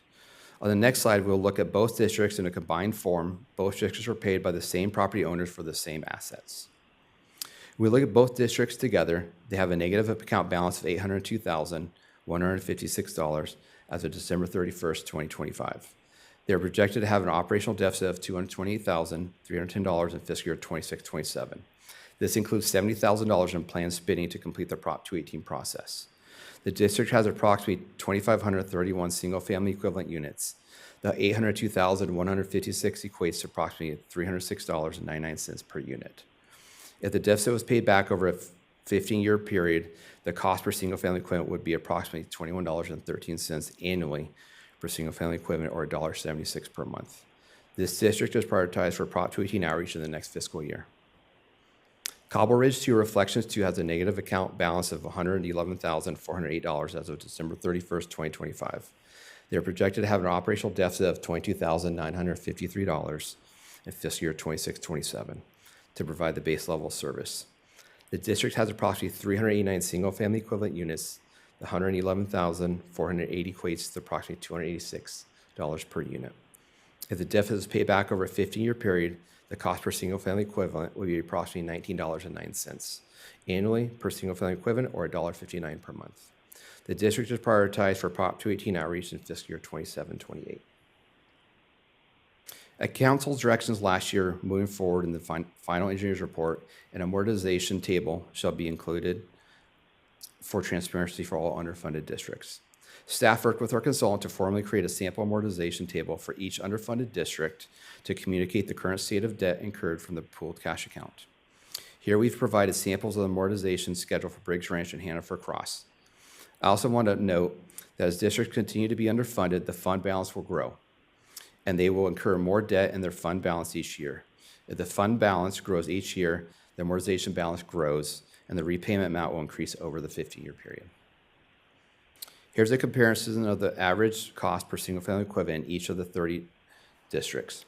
Cobble Ridge and Natoma Valley are not being assessed at the maximum authorized rate, as they have adequate funding at the set rate to complete the necessary maintenance and set aside funding in their maintenance and improvement plans to address long-term projects. The districts listed here are forecasted to go into a deficit over the next 5 years at their current rate of spending. The current service levels have previously been reduced to slow the growth of the deficit, and the annual assessment revenue in these districts cannot support the annual maintenance costs or provide for long-term replacement of the set assets at the end of useful life. These districts are planned for outreach in Prop 218 ballot proceedings over the next 3 to 5 years. I've highlighted the districts from the previous slide here to show that the annual expenses exceed the annual revenue. And while they have a positive account balance, that does not account for the funds needing to be set aside for long-term replacement costs at end of useful life for their assets. The Landscaping and Lighting District Advisory Committee meets once a month. We're in recess July and August, and we meet the third Thursday of the month in the R.G. Smith Room at the Folsom Community Center. We want to let everyone know we continue to have vacancies in the L&L districts you see here. If you know anyone interested, please send them my way or to the City Clerk Department for an application. We're committed to providing timely information to district residents. With the help from our communications team, we have been revamping and updating the L&L district website to provide relevant documents and fact sheets for districts. The example here is for the Natoma Station L&L district.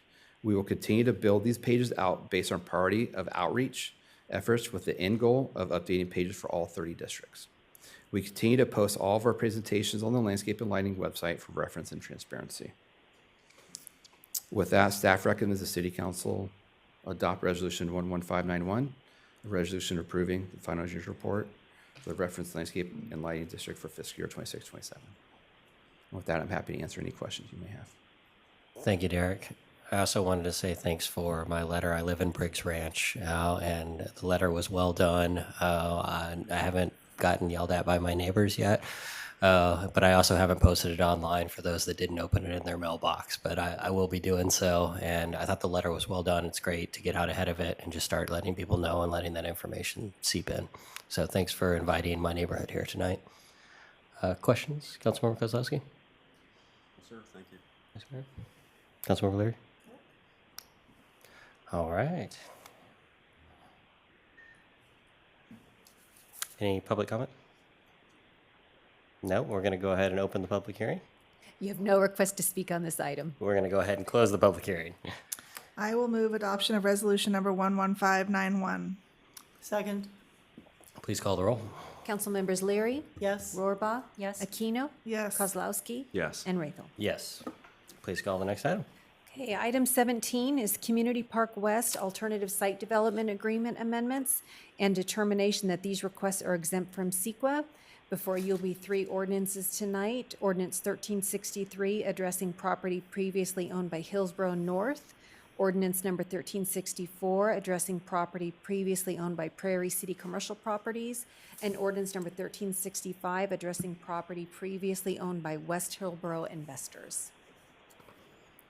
Okay, good evening, Mayor Rathel and council members. Jessica Brandt with Community Development, and I'm presenting this request to consider amendments to 3 development agreements covering property within the Folsom Plan area, specific plan to identify new alternative sites for Community Park West.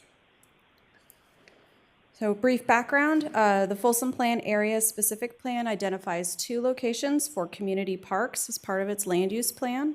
One of these sites is known as Community Park West, which is approximately 48 acres at the western boundary of the specific plan. The Community Park West site and service area are shown on this slide over here on the western edge. To ensure that the specific plan would maintain 2 community park sites, the city and specific plan landowner groups included language in development agreements in 2014 that identified an alternative site to the east of the primary site should the identified primary site be unavailable when it is needed due to ongoing remediation work. The development agreement language restricts development of this alternative site.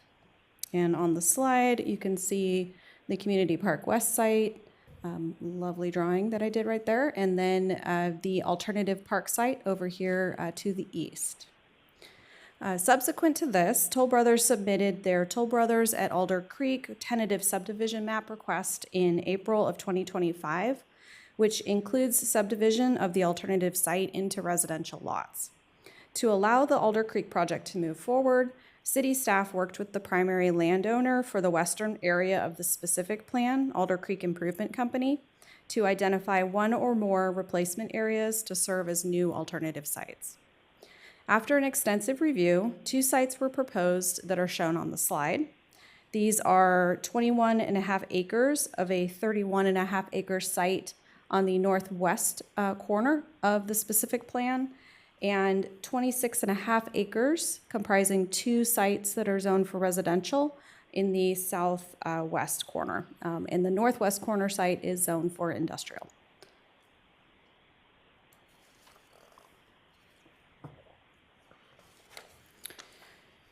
So staff of the Community Development Department and Parks Department reviewed the proposed new sites against plan area policies and Parks Master Plan criteria for community parks.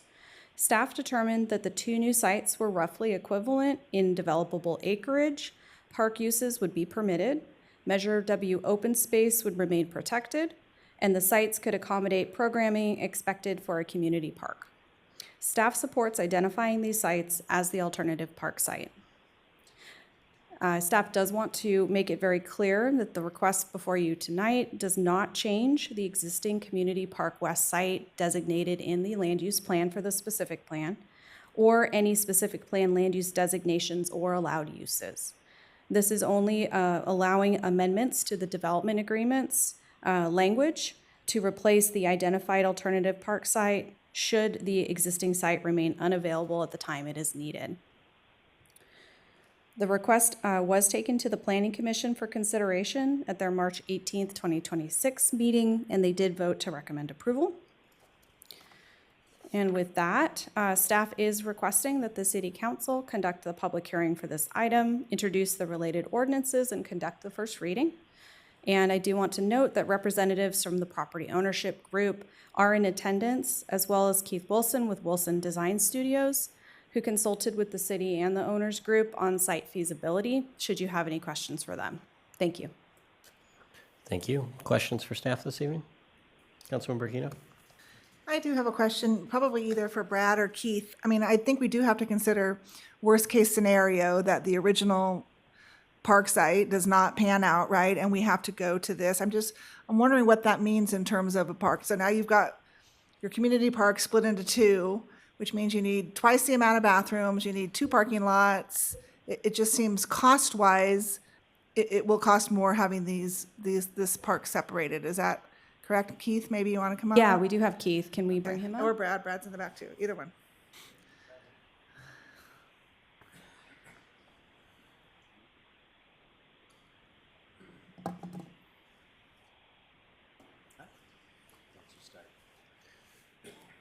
Good evening, Mayor and council members. Brad Nelson, Park Lighting Manager. You're correct, Councilmember Aquino, that would require, the separated sites would require the additional infrastructure or doubling up on the infrastructure at both the sites. Okay. Give me an example of a community park we have right now. Is it Lemby Park? I'm just trying to think of size-wise. I think Lemby is about 26 acres or so. If I can scroll, oh wait. So the other way. Okay. So okay. This is the community park west side. So that is 48 acres. For comparison, community park east side is 26 acres. So this is a very large community park. So and there is a community center located on that side as well. Okay. All right. Thank you. Councilmember Leary, any questions for staff?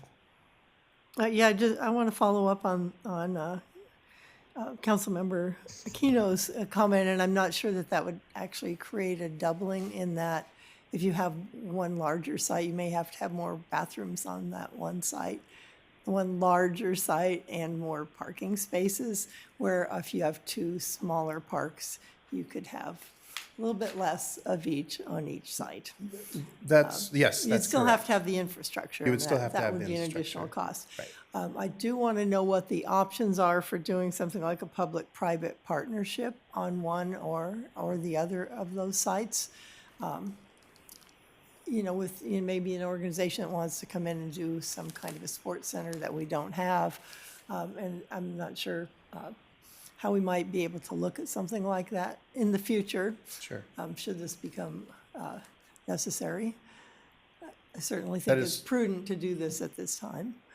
I agree, yes. So do you or does one of the people from the developer staff have any ideas about public-private partnerships on that? Councilmember Leary, I can address that. There are options for some public-private partnerships on public park sites, and that would be brought before the City Council for consideration. Okay, thank you. Vice Mayor Roba, questions? Councilmember Kozlowski? No, sir. All right. Thanks, Brad. Okay. And we'll go ahead and open the public hearing. Okay, one request to speak on this item. Martin Novinsky, come on down. Martin, we would have let you speak as the applicant. You didn't have to speak at public hearing. I would. Mayor Rathel, council members, thank you. My name is Martin Novinsky. I represent Toll Brothers. We're a property owner in the south of 50 plan area, specifically in this area where the current alternative park site is located. And as Jessica mentioned, we did submit our application for a tentative map about a year ago. And we believe that we support staff's recommendation and the Planning Commission's recommendation to adopt these 3 ordinances, to amend the development agreements to allow the alternative park site to be moved off of this location. We also like to offer up our thanks to the Westland Capital Partners, so they have encumbered different property, and they were willing to do that to solve a problem. And so I think some thanks goes out to them too. And I know it wasn't mentioned in the staff report, so I just wanted to do that. And that's it. Thank you. Thanks, Martin. No other comments? You have no other request to speak on this item. All right, we'll go ahead and close the public hearing. I can move the introduction and first reading of ordinance number 1363. Second. Please call the roll. Council members Leary? Yes. Rohrbaugh? Yes. Aquino? Yes. Kozlowski? Yes. And Rathel? Yes. And I'll move the introduction and first reading of ordinance number 1364. Second. Please call the roll. Council members Leary? Yes. Rohrbaugh? Yes. Aquino? Yes. Kozlowski? Yes. And Rathel? Yes. And I'll move introduction and first reading of ordinance number 1365. Second. We're giving that one to Barbara. Please call the roll. Council members Leary? Yes. Rohrbaugh? Yes. Aquino? Yes. Kozlowski? Yes. And Rathel? Yes. All right, that takes us to new business. Please call the next item. Okay, new business item number 18. This is ordinance number 1367. This is amending several chapters of the Folsom Municipal Code concerning the sanitary sewer collection system and municipal sewer system regulations. This is introduction and first reading of the ordinance and determination that the project is exempt from CEQA. Thank you, Krista. Mayor Rathel, members of the council, Marcus Yasutaki, Utilities Director. Two more ordinances for you. This will be the first one from Utilities, and really it follows up on what Pam and the team did probably a couple meetings ago on some code cleanup. And the first one is related to the chapter related to sanitary sewer collection system and municipal sewer system regulations. And just as background, and it was mentioned before, changes to the ordinance must be adopted by City Council through 2 readings. The state adopted new waste discharge requirements in 2022, which outlined certain things the city had to do in order to comply with the new waste discharge requirements, specifically on how the city wrote and identified different activities and requirements within the sewer system management plan. This is what we presented back in July of 2025 through Resolution 11416, which was adopted by City Council. And now we're following up with the cleanup of the ordinance and our municipal code to follow what was outlined in the SSMP. And so that's why we're here this evening. These are the different chapters, and just what we were doing within each one is on the next slide, but these are the different, sections of Chapter 13. And I won't read them all, but this is where we had some minor changes throughout. And really, these are kind of the highlights of the chapter and the sections in there, and primarily focused on revising and expanding the definitions to match what is current and what was in the waste discharge requirement. So making those changes within the municipal code, reassigning certain responsibilities from Environmental and Water Resources Director, which is no longer our name, to Utilities, and then to the city manager and or his or her designee for whoever might be in that position. And so it's really effectively the administration of the chapters, and then who has the authority to disconnect or discontinue service. And I think previously was within the director's purview, but we wanted to make that one at the city manager's level. We updated various references to other city departments with the correct department names as well, including our own, updating names of other agencies. Regional SAN is now SAC Sewer, so just making sure that the names all match. Incorporating new requirements for what the state was calling the pipe block control program. It used to be fog, just as fog, but they added debris and rags as another source of pipe blockage. So we're including that because that's part of our new SSMP. And then modifying requirements of connecting to the public sanitary sewer system. Those are all highlighted in the staff report in a track changes mode. So hopefully it was clear kind of where we were making some of the recommendations and changes. And with that, we're recommending the first reading and determining that the project is exempt from CEQA. Questions for Marcus this evening? All right, and we don't have any public comment on this item, so I'll entertain a motion. I'll move the introduction and first reading of ordinance number 1367. Second. Please call the roll. Are we also determining that the project is exempt from Yes, CEQA? we are. Yes, thank you. So we'll take that as an amended motion. Yes. Council members Leary? Yes. Rohrbaugh? Yes. Aquino? Yes. Kozlowski? Yes. And Rethel. Yes. Okay, call as the next mentioned item. before, item 19 is being continued off calendar, so we move to item number 20, ordinance number 1369. This is an ordinance amending chapter 13.22 of the municipal code concerning water system cross-connection control. Again, this will be introduction and first reading and determination that the project is exempt from CEQA. Thank you again, Krista. This one is a little bit shorter, so good news for everybody in the audience. So again, the background, I won't get into the first details since it's been outlined several times, but the federal EPA, Environmental Protection Agency, identified a new cross-connection control manual handbook policy that was then provided direction and oversight to individual states. For the city, it's the State Water Resources Control Board, Division of Drinking Water, who has oversight within the state of California on water quality concerns being within the cross-connection program. So the state developed a handbook for California that said, okay, here are things you as an agency need to do to prevent cross-contamination of a public water system from some private connection. So that was adopted we issued and submitted our new update to that handbook in 2025. The State Water Resources Control Board, Division of Drinking Water, acknowledged that we met all the requirements. And so now, again, because of some of those minor changes, we are updating our municipal code for the cross-connection control plan. And we're just recommending the changes to match what was in the cross-connection control plan. Really, again, this one is even more minor than the previous item, just updating definitions, the hazard, and the backflow device testing. So we are revising definitions just to match current staff titles, and again, the department title. Revise the title of the cross-connection control administrator. We don't have one of those, to a cross-connection control specialist, which is what we do have in the city. Revise the testing and notification requirements in the municipal code to match what we have in the handbook. And then there was a request, and this is in red below, but if it was to clarify section 13.22090C, and this would be inserted if approved by council or recommended by council in the second to last sentence.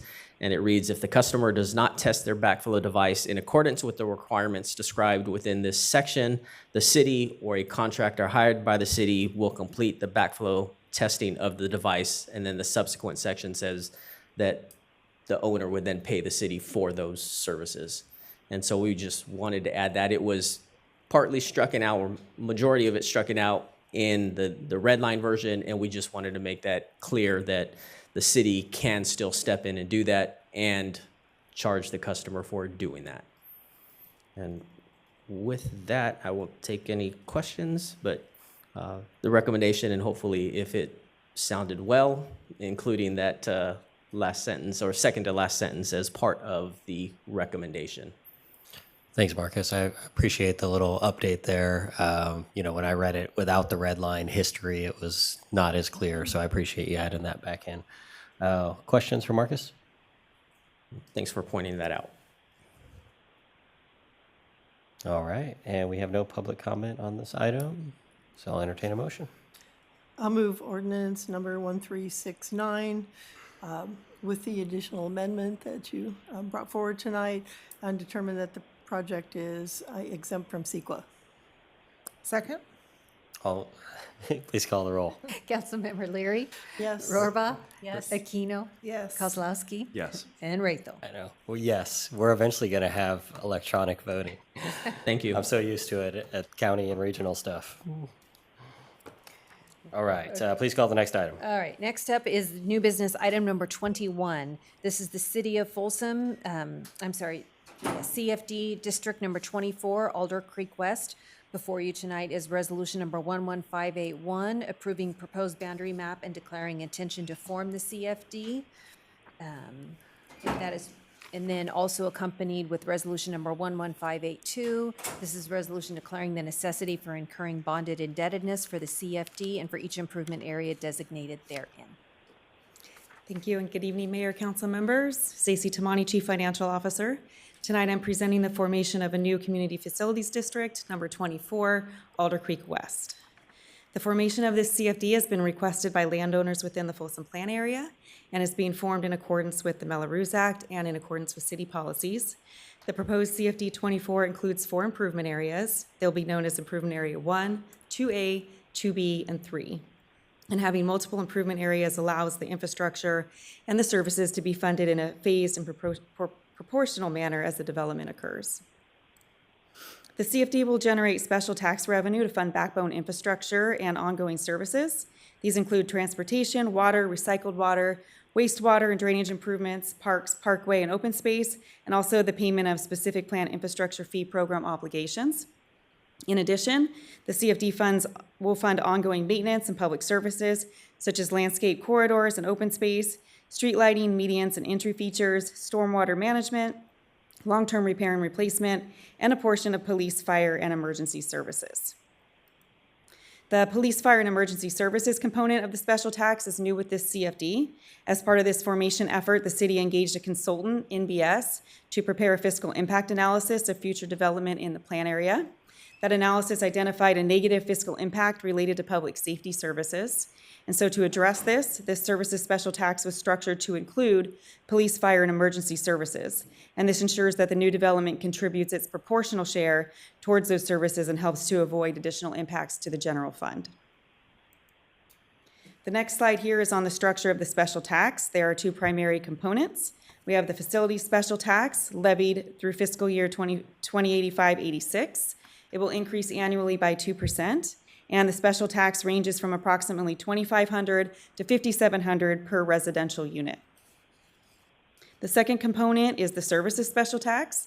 This is levied and collected until the transition event occurs, and I'll go over what a transition event means on the next slide. This will adjust annually based on the CPI with a range of a minimum of 2%, not to exceed 4%. And the services special tax ranges from approximately $400 to $977 per residential unit. So as mentioned on the previous slide, this CFD will have a transition event.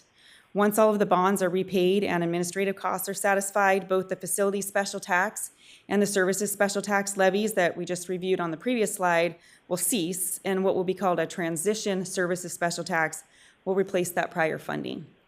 The new transition services special tax will be in an amount equal to 50% of the facility special tax plus the services special tax. And the reason for this approach of implementing a transition event is to provide some funding in the future while providing some relief to the residents at that time. In addition to the pay-as-you-go funds that we will have on hand, we'll now have these facilities funds for replacement and rehabilitation of the infrastructure that will then be 30-plus years old. The combined tax will then increase by the CPI, a minimum of 2% each year with a max of 4%. The City Council is being asked to approve the boundary map, and the proposed development plan for each improvement area within CFD number 24 includes the following. We have improvement area 1 at 276 units, 2A at 329, 2B at 428, and improvement area 3 at 391 units. And here we have a snapshot of the boundary map. And so you can see the 4 improvement areas there, and this is located on the west side of the Folsom Plan area, bordering Prairie City Road there on the left. So with that, staff recommends that the City Council adopt Resolution 11581. You're approving the boundary map there and declaring the intention to form CFD number 24, and then Resolution number 11582, declaring the necessity to incur bonded indebtedness and calling for a public hearing, which will occur on May 26th. Thank you. Happy to answer any questions. Thank you. Questions for staff this evening? No, but it's a bit sobering when you see the year 2086 on the screen. That it is. Questions from this side? It'll be my 100-year high school anniversary, graduation reunion that year.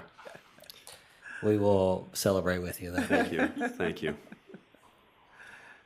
No questions? All right. No request to speak. No request to speak. All right. We can go ahead and entertain a motion.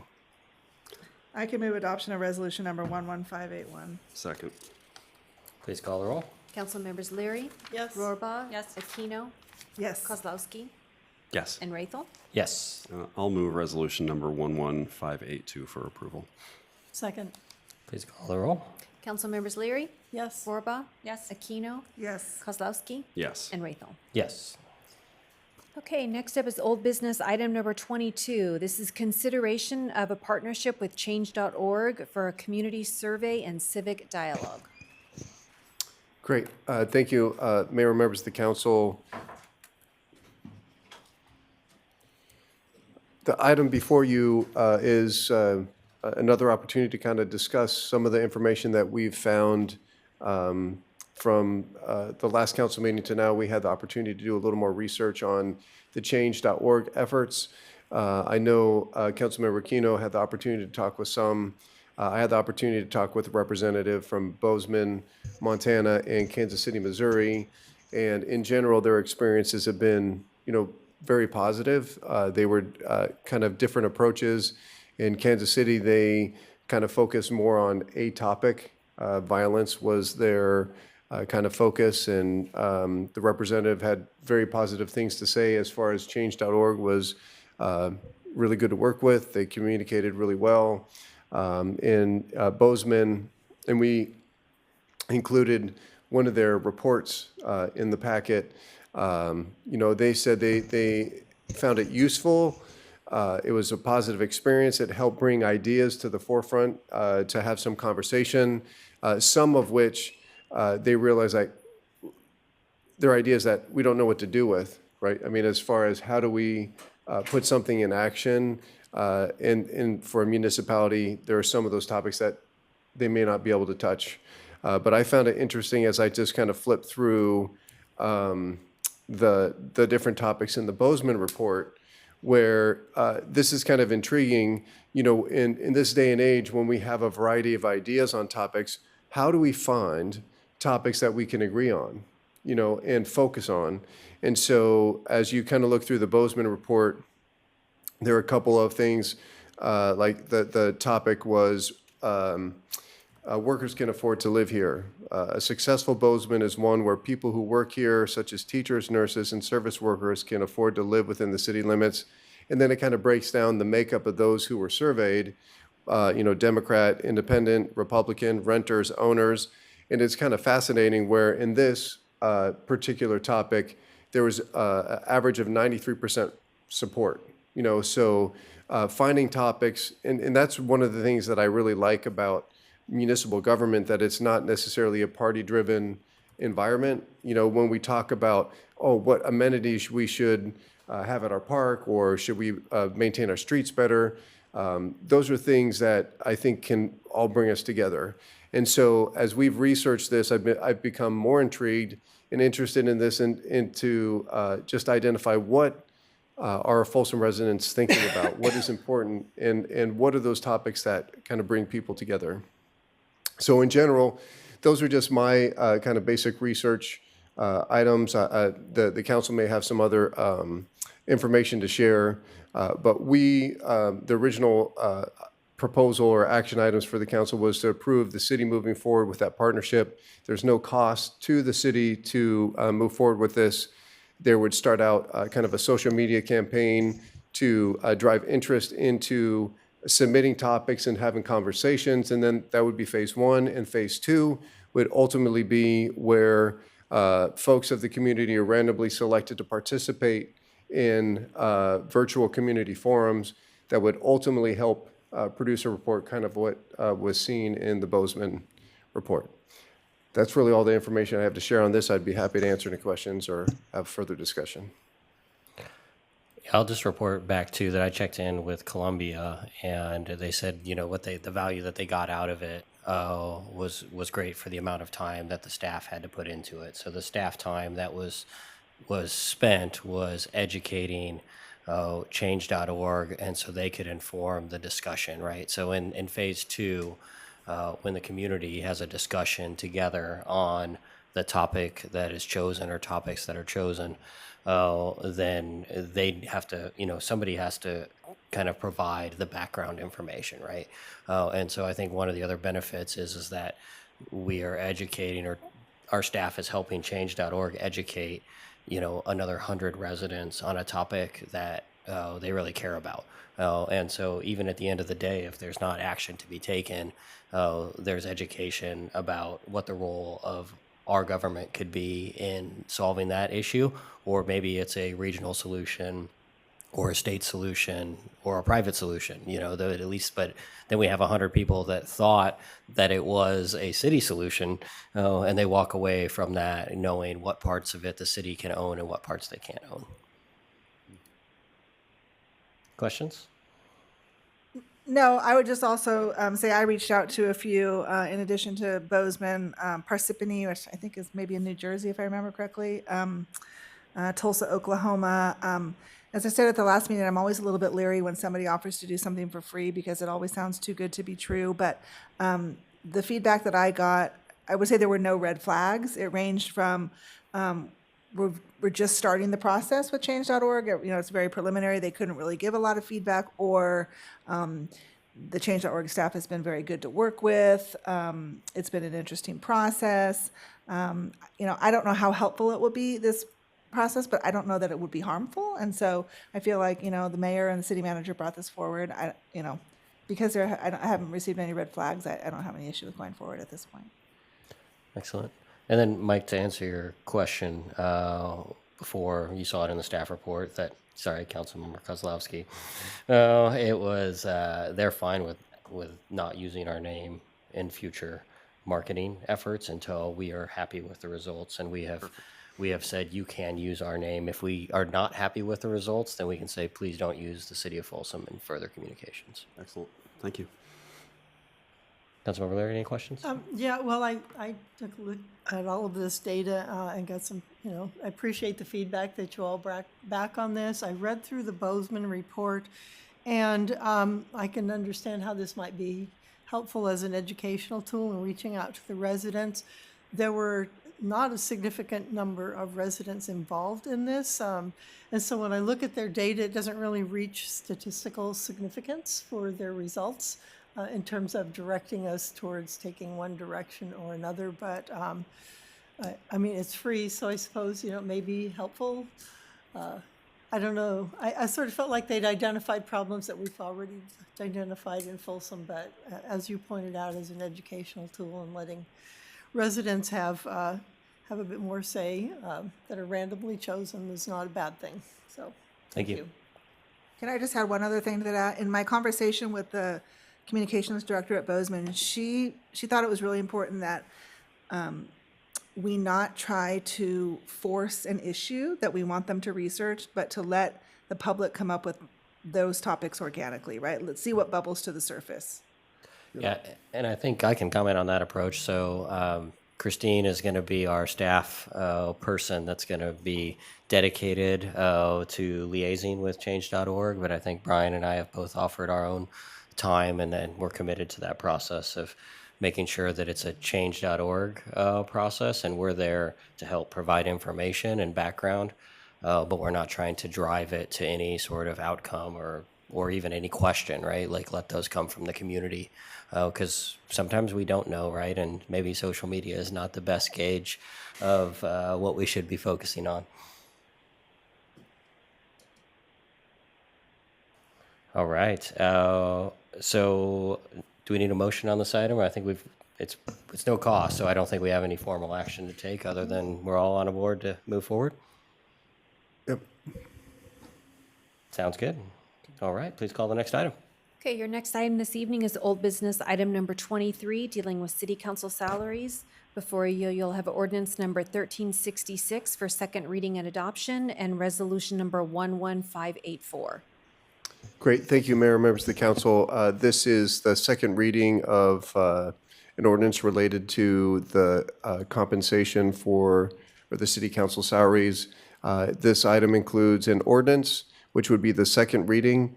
It's an ordinance of the City of Folsom amending Section 2.06.010 of the Folsom Municipal Code regarding city council salaries, second reading and adoption. And if that moves forward, the council would have the opportunity to adopt, if they choose, Resolution 11584, a resolution of the City Council of the City of Folsom setting City Council salary at the rate authorized by Ordinance 1366. In the staff report, we provided information related to the ordinance and the resolution. Really don't have anything more to add. So. Any questions for staff before we move to public comment? All right, we'll go ahead and move to public comment. Okay, first we have an online speaker. Margie, if you want to go ahead and unmute yourself. And then let me know when you're ready. Thank you. I am ready. Let me turn your volume up, Margie. One moment, please. Sure. Okay, we can hear you. Go ahead. I'll start the 3-minute timer for you. Thank you. Mayor Raythel and council members, good evening. I'm Margie Donovan. I'm a homeowner here in the city of Folsom. And I was quite concerned after the last council member meeting about the raise. It was the amount of the raise that concerned me. I do believe that I should get way more than $600 a month. However, I'm not convinced that we should more than triple that, especially at a time which we all know the city is in a financial challenge. I would really urge you guys to consider this and the impact and the social media chat about how this is being perceived. And what's most important here is how this can further divide the residents of the city of Folsom and the city council. I think we're in a really fragile time, and for both reasons, I would urge you to vote no on this and come back with a new proposal of maybe doubling with increments. I think the thing that's missing here too is that there's no increment after this. So then we'll run another 20 years and go, oh, we're behind again. And I don't think this has been thoroughly thought out in terms of that. So in closing, again, I would ask you to vote no on this. Thank you very much. Thank you, Margie. Okay, our next speaker will be Shelley Hudson, and Shelley will be followed by Christine Kowalowski. Sorry, I can't read the pen very well. Come on down, Shelley.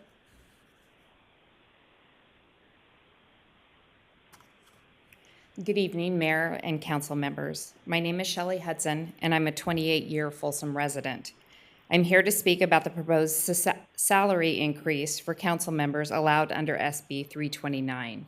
While I understand that the law allows for adjustments to compensation, I'm concerned more about the optics and the message this sends to the public. I want to acknowledge that increasing council salaries can have real benefits, and it can make public service more accessible, reduce financial barriers to running for office, and potentially lead to more diverse representation in local government. Those are important goals, and they deserve consideration.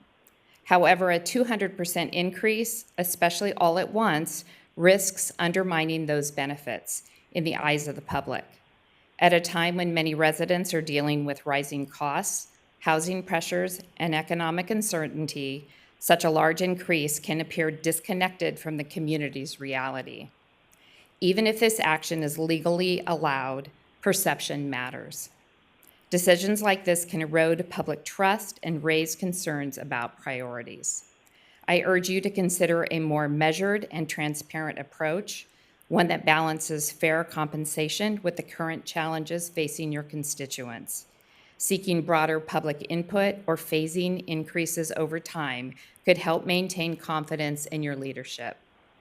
Show restraint, because without that, this risks looking self-serving, whether that's the intent or not. This isn't just about what you can do, it's about what you should do. Thank you for your time. Thank you. Okay, our next speaker is Christine Kulowski, who will be followed by Gwen Willison. Thank you, Mayor and council members and city staff for hearing the public on this matter. I know there's been a lot of chatter on it, and like a lot of people have said, none of us question the extreme value you all bring to the city, and there's no way we could compensate you for all the hours that you've spent. That being said, as others have talked about, this is a matter of optics, and that matters, and it matters for trust, how things are presented, the data that is included when those things are presented matters as well. Mayor Raytheal, on your January 28th State of the City speech, you said, living within our means will not be easy, but it is the right way to run a household, and it is also the right way to run our city. So then less than 2 months later, those of us who don't attend every city council meeting and maybe aren't privy to all the individual discussions and things that go on within the city, we find out that the city manager, who no doubt is very worthy of a raise, was given a raise. And you're also proposing a raise for the city council salaries starting with the next election. It just seems that was January 28th so long before March 24th, I think it was, that, you know, are we now living well within our meetings and we can go ahead and start giving raises to everybody? If we are, then please help us understand that. Please share the data with us to show that, yes, the work that you all and the new city manager have done have kind of turned things around financially. And all those things that we've heard for the last, I don't know how many years. Oh, we're in such a financial crisis. You know, we have all this deferred maintenance. We can't afford to do anything. If that's all changed, then please let us know that. And that will do a lot to help us understand why this is being proposed right now. I just ask you to pause and maybe take a 360 and look at how this looks to average Joes and Jills that, you know, for years we've heard we're in financial constraints. City employees were laid off or unfilled positions were eliminated. And, you know, in January, we're told we need to live within our means. But then in March, raises have started to being given out. So again, please think about that, how it looks to your constituents. And I ask you to pause, maybe come back, approach it a little differently, give us all the data. Councilmember Rothrow talked about why this is important for future council members. That's a great argument. Let's hear a little more about that. I think everyone would appreciate a little pause and a little more data before you vote on this item. Thank you. Okay, our next speaker will be Gwen Willison, who will be followed by Catherine Omorda.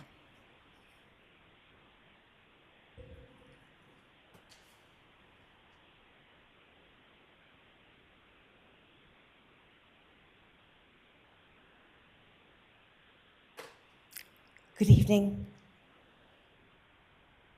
City Council, mayors, city.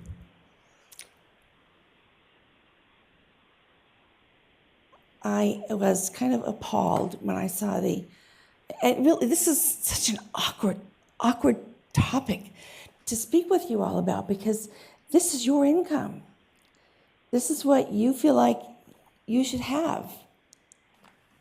And it's really hard to stand back here and say, whoa, maybe you don't really have to have that much. Maybe it's not all of it do you have to have right now.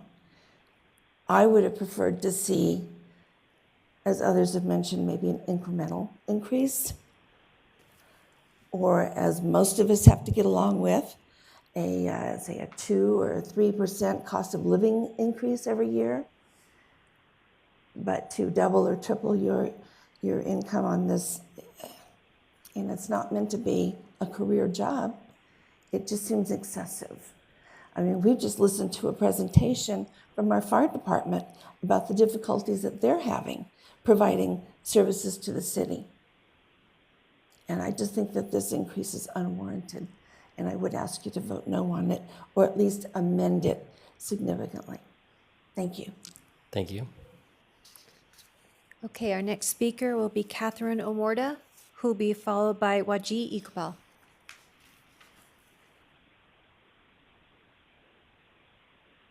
Well done with my last name.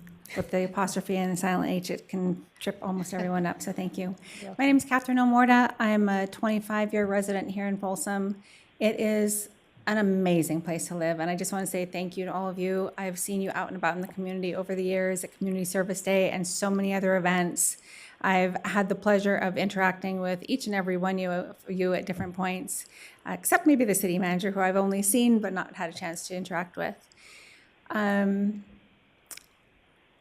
I don't come to these meetings very often, unfortunately. I'd like to come more often, and it seems like there are certain topics that come up that just I feel very compelled to come and talk with you as a group about.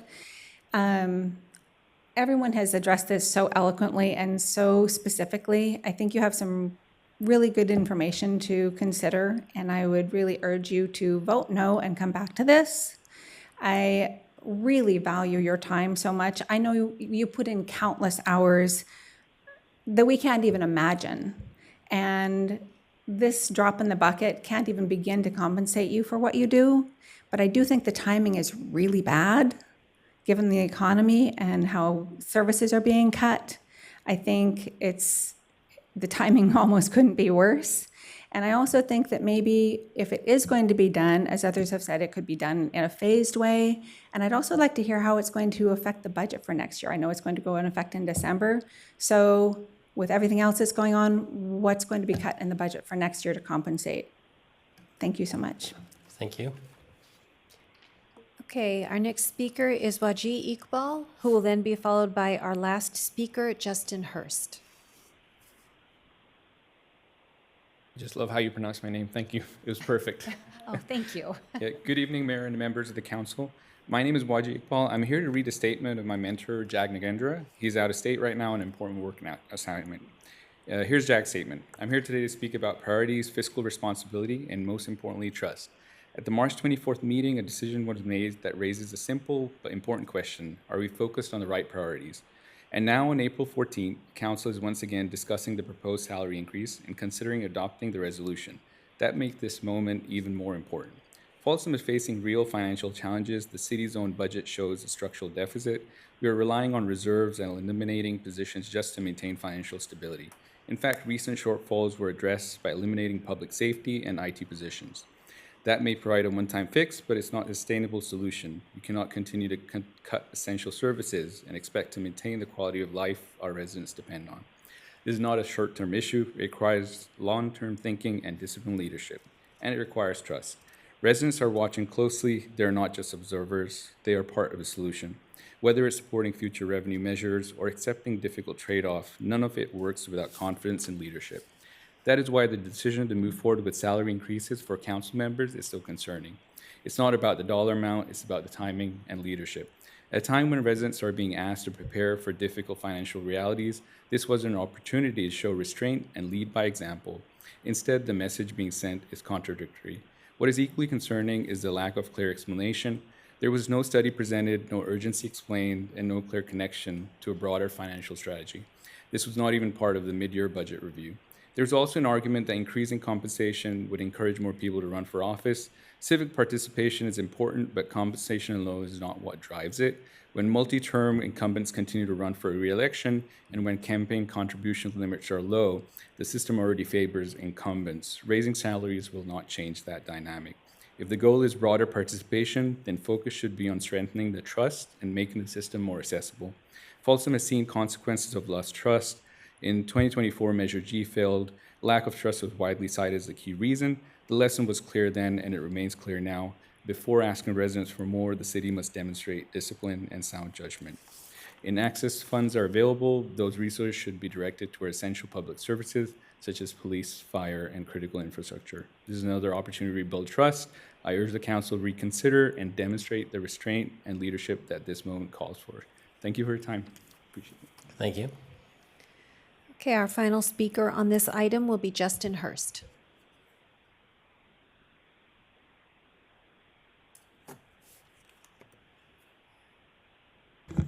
All right. Good evening, Mayor Rathel and council members. I'll try to be brief. I know that I'm the last speaker and it's late. I would echo many of the comments from the community, including those that rightly recognize the important work that this body does. I want to focus my comments on the concept of public trust. Social media outcry may not equate to good policymaking, but the level of attention that this issue has brought to our city and the passion and persistence of the conversation speaks to a public that remains unconvinced. You've heard tonight from some of those members of the community, members who, I may add, are staying here late on a Tuesday night, that are passionate enough to come and speak up on largely the same concerns. I urge the City Council to vote no tonight and consider an alternative engagement process if there is a desire to further explore this issue. I would advocate for structural reform to the city's budgeting process in order to develop a process that centers community input early on. Such a process would be more effective in justifying the proposal before you tonight. I want to thank Council members Leary and Aquino in particular for their leadership on this issue and the members of the public who are here tonight. Thank you. Thank you. All right, we are done with public comment, and I'd happily entertain a motion to focus the discussion. I'll make a motion to adopt ordinance 1366 and resolution 11584. Second. Do we need separate, or can we do those together? Separate, please. Separate. So the adopt ordinance 1366. Second. All right. Open up for comment before vote. Anyone want further comments? I think it'd be worthwhile to just have the city manager explain, or the city attorney explain, the difference between ordinance 1366 and 11584, just for clarity. Sure. So the ordinance is what allows the council to take the action to raise the salary to the amount listed. The resolution is where the city council actually raises it to the amount that they have the authority for if the ordinance passes first. Got it. Any further discussion on the ordinance? I'll comment. As I said at the last meeting, I don't support an increase to the council salary. As the public has indicated tonight, I think it is remarkably tone deaf of this council. And I also really resent the amount of negative attention this has brought to our city in the last few weeks. I'm pretty disappointed. Councilmember Leary? Yeah, and I'm going to address a couple of the questions that people asked. We did have a report on the budget in March, which indicated that we had not had to dip into the $3 million that was anticipated previously in our rainy day fund, and had made some adjustments so that we were at this time anyway around $700,000 in the black. Albeit that sounds like not a lot of money. It sounds like a lot of money. It is not. Additionally, we had a discussion that the money would be moved into unassigned fund balances from fiscal year 25 to capital improvement fund accounts, which are like savings accounts. The money was moved into 3 accounts: an IT fund, facility rehab fund, and a parks and trails fund. At this time, I would anticipate that the deficits in those funds and for the repairs and upgrades on ongoing maintenance that are needed are significantly greater than $700,000. I also heard the fire chief repeat again tonight that he's looking at additional reductions. They have an increased need for tech, to help them accomplish their job in a more efficient manner. And I stand on opposing making this move at this time. I appreciate the suggestions that came up about doing something more in a more transitional manner in the future when we've had a chance to look at the final year-end balance and take a look. I don't object to looking at this again in the future, but I agree that this is not the time to be giving ourselves a raise. Thank you. Thank you. I'll make a comment off of that a little bit. I think that was an important message that you just shared, Councilmember Leary, that in our mid-year budget review, it was very clear that we exceeded our financial policy of being over 20%. Our financial policy is 17 to 20% general fund reserves. Anything over that would go into capital replacement funds, which is what you just mentioned, and I appreciate that. And then also at one of the timing mid-year budget review, we were over a couple $100,000 in anticipated revenue for the previous year.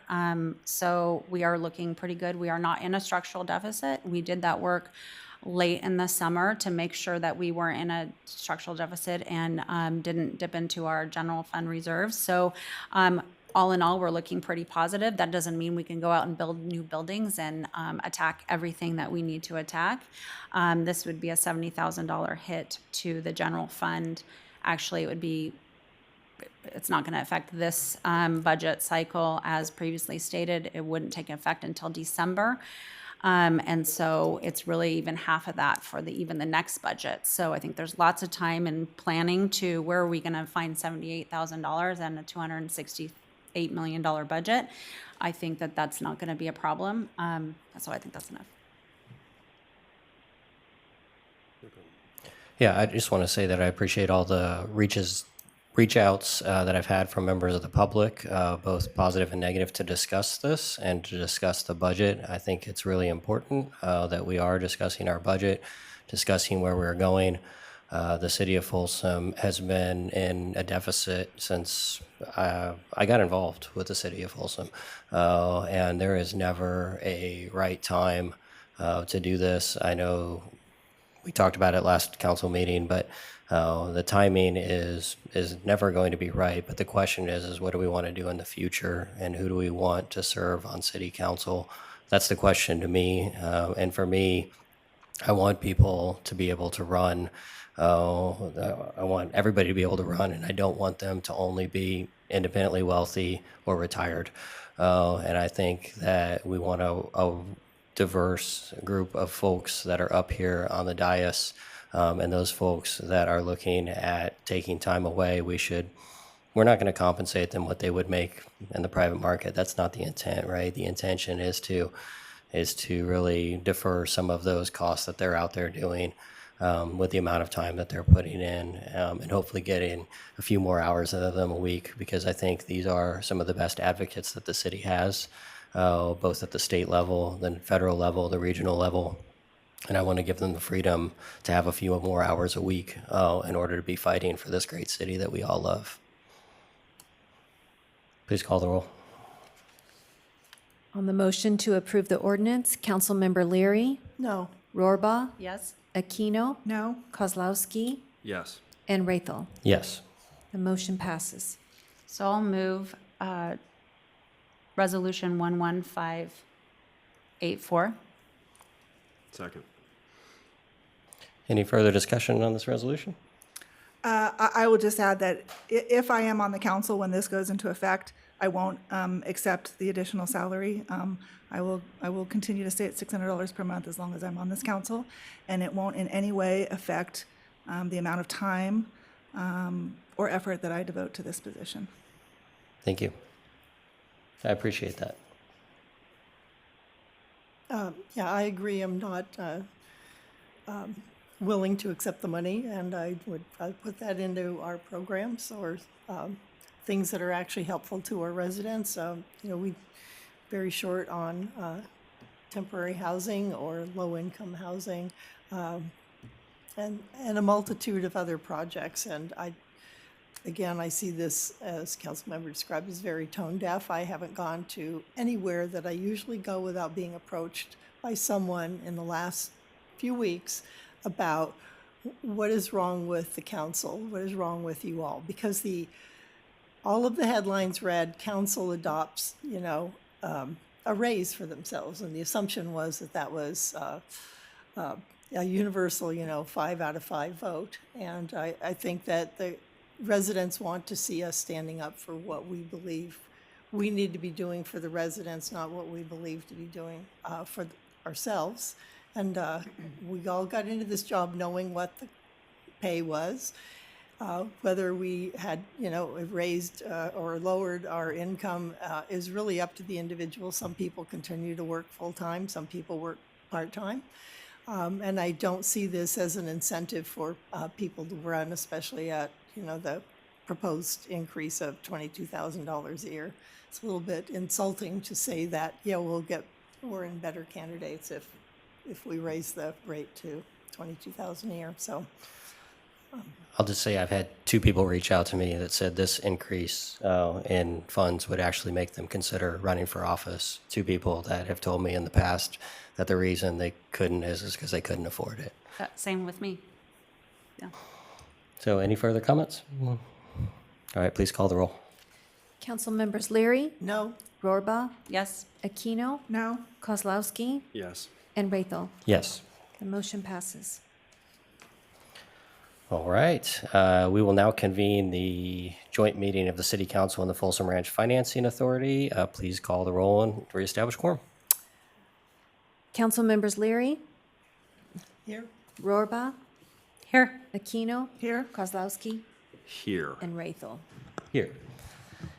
Please call the only item. Okay, the only item on this joint meeting agenda is item number 24. This is Folsom Ranch Financing Authority, City of Folsom CFD number 23 for Folsom Ranch. This addresses improvement area number 7, special tax revenue bonds, series 2026.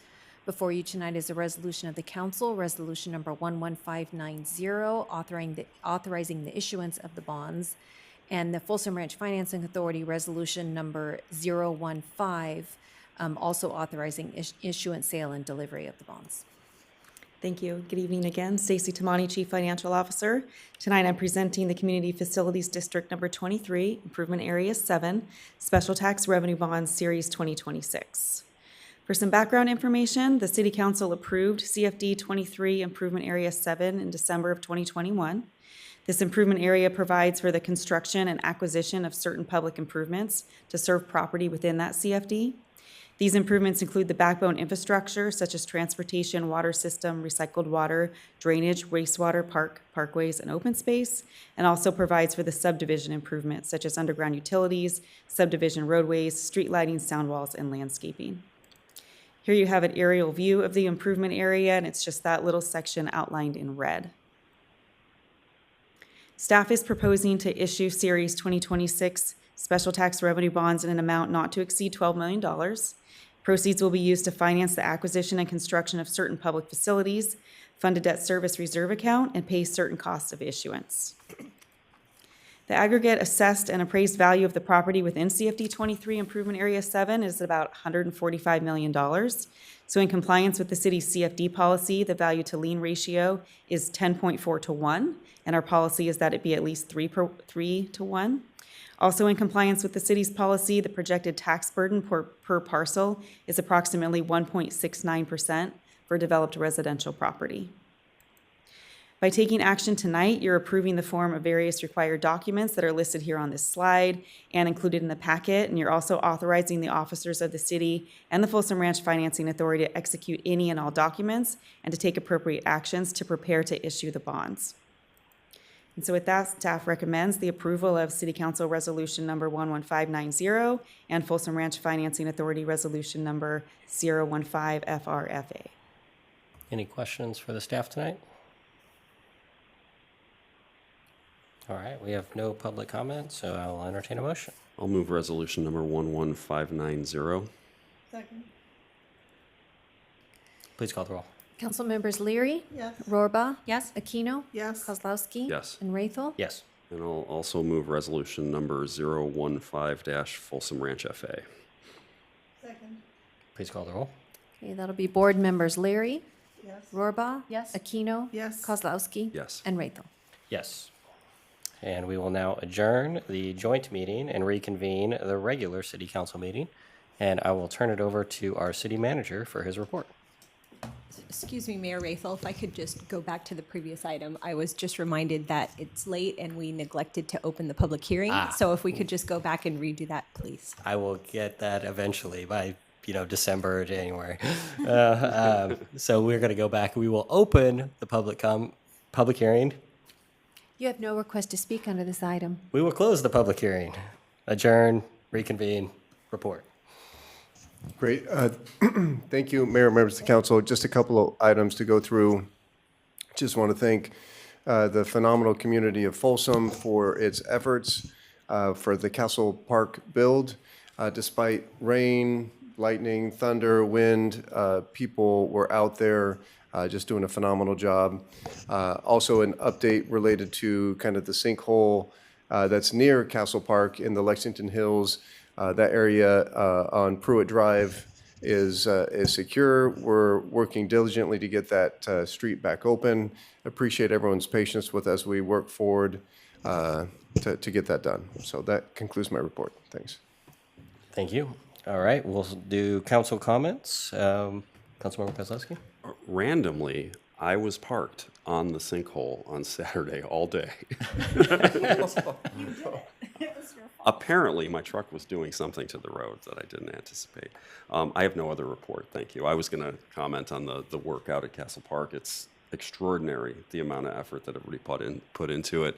And special thanks to our buddy John Lane, who's been part of everything in the community and really went over and above, working on some pretty extremely safe false work that I built for him so that he could build the top of one of the towers. Well, we're glad you're still with us since you were parked on the sinkhole all day. We made it, yeah. Vice Mayor? We had SAC-RT board meeting yesterday, and I wanted to just to the public, they're implementing a SAC-RT Scout Transit Patch program. There's 5 activities. It's teaching kids how to navigate, riding the buses and the rail system, and you can just go to sacrt.com. transit-patch.program. It's a really fantastic program, so I hope some of people in Folsom engage in it. And then I just also want to say thank you especially to our volunteers, and thanks to the mayor for having me on his Minute with the Mayor yesterday. But I do want to say a special thanks to our Parks and Rec department, all the departments that came and helped, but especially our Parks and Rec department. I don't see any of them in here right now, but they're sleeping. They're exhausted. Yes, they're exhausted. And I hopefully our community can give them a little grace. Not only were they night and day out there, but also, then we had the storms come through, and so as soon as Monday morning came along, they had to go and clean up and they still probably are cleaning up a bunch of stuff. So just thank you for going above and beyond, and I really appreciate our city staff for helping. Thank you. Councilmember Leary?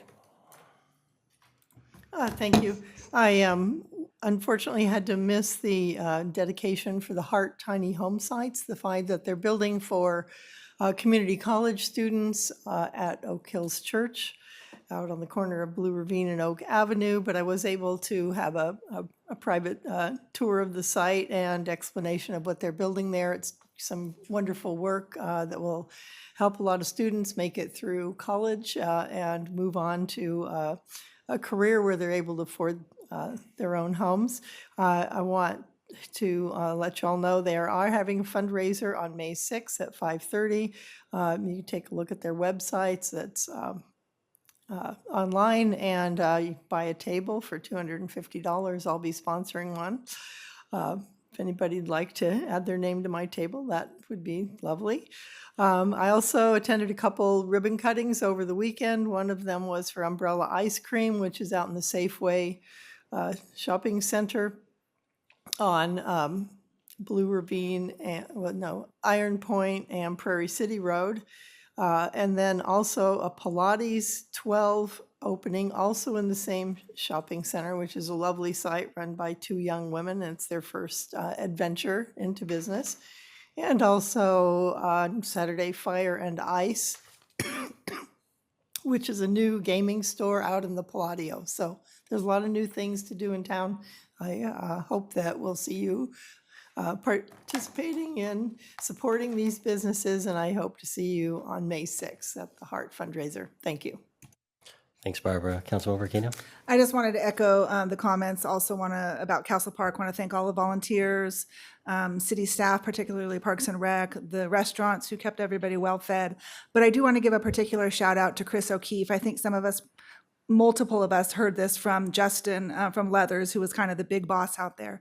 But he said of the 25 plus years that he's been doing these community builds, the 300 plus parks that he's built, he said Chris O'Keefe was in the top 2 or 3% of any staff member he'd ever worked with. So thank you so much to Chris for coordinating all that effort. Here, here. That's awesome. Here, yeah. I've got a few announcements tonight. Well, first off, just an update on Sacramento Transportation Authority. They are continuing work and discussion on a VMT mitigation bank. SACOG is also working on a VMT, vehicle miles traveled mitigation bank. And so Councilmember Kozlowski, as our representative for SACOG, and I will be talking about the potential overlapping of those efforts and how they impact potential projects in Folsom and in our region. Saturday night, I had the honor of attending the Blue Star Moms Gala, where we were able to announce that Vargas Andrews Way is going to be named in Folsom after Sergeant Tyler Vargas Andrews. He was a Marine that was injured in the evacuation of Kabul years ago. Some of you might have been at the rodeo welcoming him home a couple of years ago. He now lives in Tennessee, but he went to Folsom High here. He enlisted at 19. He's a hometown hero, and so Blue Star Moms had approached me about naming a street after him. And I asked Toll Brothers, so I know they were here earlier, but I also want to express my appreciation to them, because when I brought the idea up to him, they went, absolutely, we would love to honor one of our veterans. We have the Gold Star streets for our fallen veterans in my district in Natomas Heights, Dean Way, McKiernan, a number of those that have the Gold Star on them. For our fallen veterans. We have World War I, World War II, and Vietnam veterans that are honored in that way. So this will be our first Silver Star, but it'll be a similar street design for that. So we shared some of the photo mock-ups of that street sign, but the idea is to bring recognition to our Silver Star veterans and their families and what they've gone through. The other cool thing I think about this is that this street that was selected is right on one of the city parks and a school site. And so one of the things I love about the Gold Star streets is it encourages you to look up that person's story, right? And read that and understand what that person sacrificed for our city and for our freedom. And I hope this does the same as those kids are going to school there, as people are going to play at the park. They look up 50 years from now, 100 years from now, and read the story of Tyler and what he did for our folks over in Kabul, and what him and his family went through and the sacrifices that they all made. So thank you most off to Sergeant Tyler Vargas Andrews for his service and for allowing us to tell his story. Thursday, I am going to be presenting a proclamation to the Vex Robotics crew. They're headed to St. Louis for the World Championship. And so we're excited that they're going to represent. They're the only Sacramento County team that qualified for this World Championship. So I wish them luck in St. Louis and hope they bring us back a big gold trophy from there. I also want to say thank you to those that are going to Cap. I'm headed to DC on Friday. Vice Mayor and I are on the transportation team, trying to bring back funding to our region for transportation projects. And then we also have our city manager and our police chief attending for that legislative advocacy at the federal level, which is really important. And finally, dragon boat races. If you have not been to the dragon boat races, supporting Powerhouse Ministries, it is a super fun day. There are still room on some teams if you want to sign up and support Powerhouse Ministries. You can also just show up out at Black Miners Bar on Saturday and watch the teams. It's 17 people getting a boat up to speed in a very short amount of time. When they tell you how quick the races are, it's like 1 minute. You're like, oh, that seems really easy. You are completely gassed after 1 minute of heavy rowing on getting these boats up to speed. So it's a really fun day to watch and go out and support one of our great local nonprofits. Thank you all for being here tonight. And with that, we are adjourned.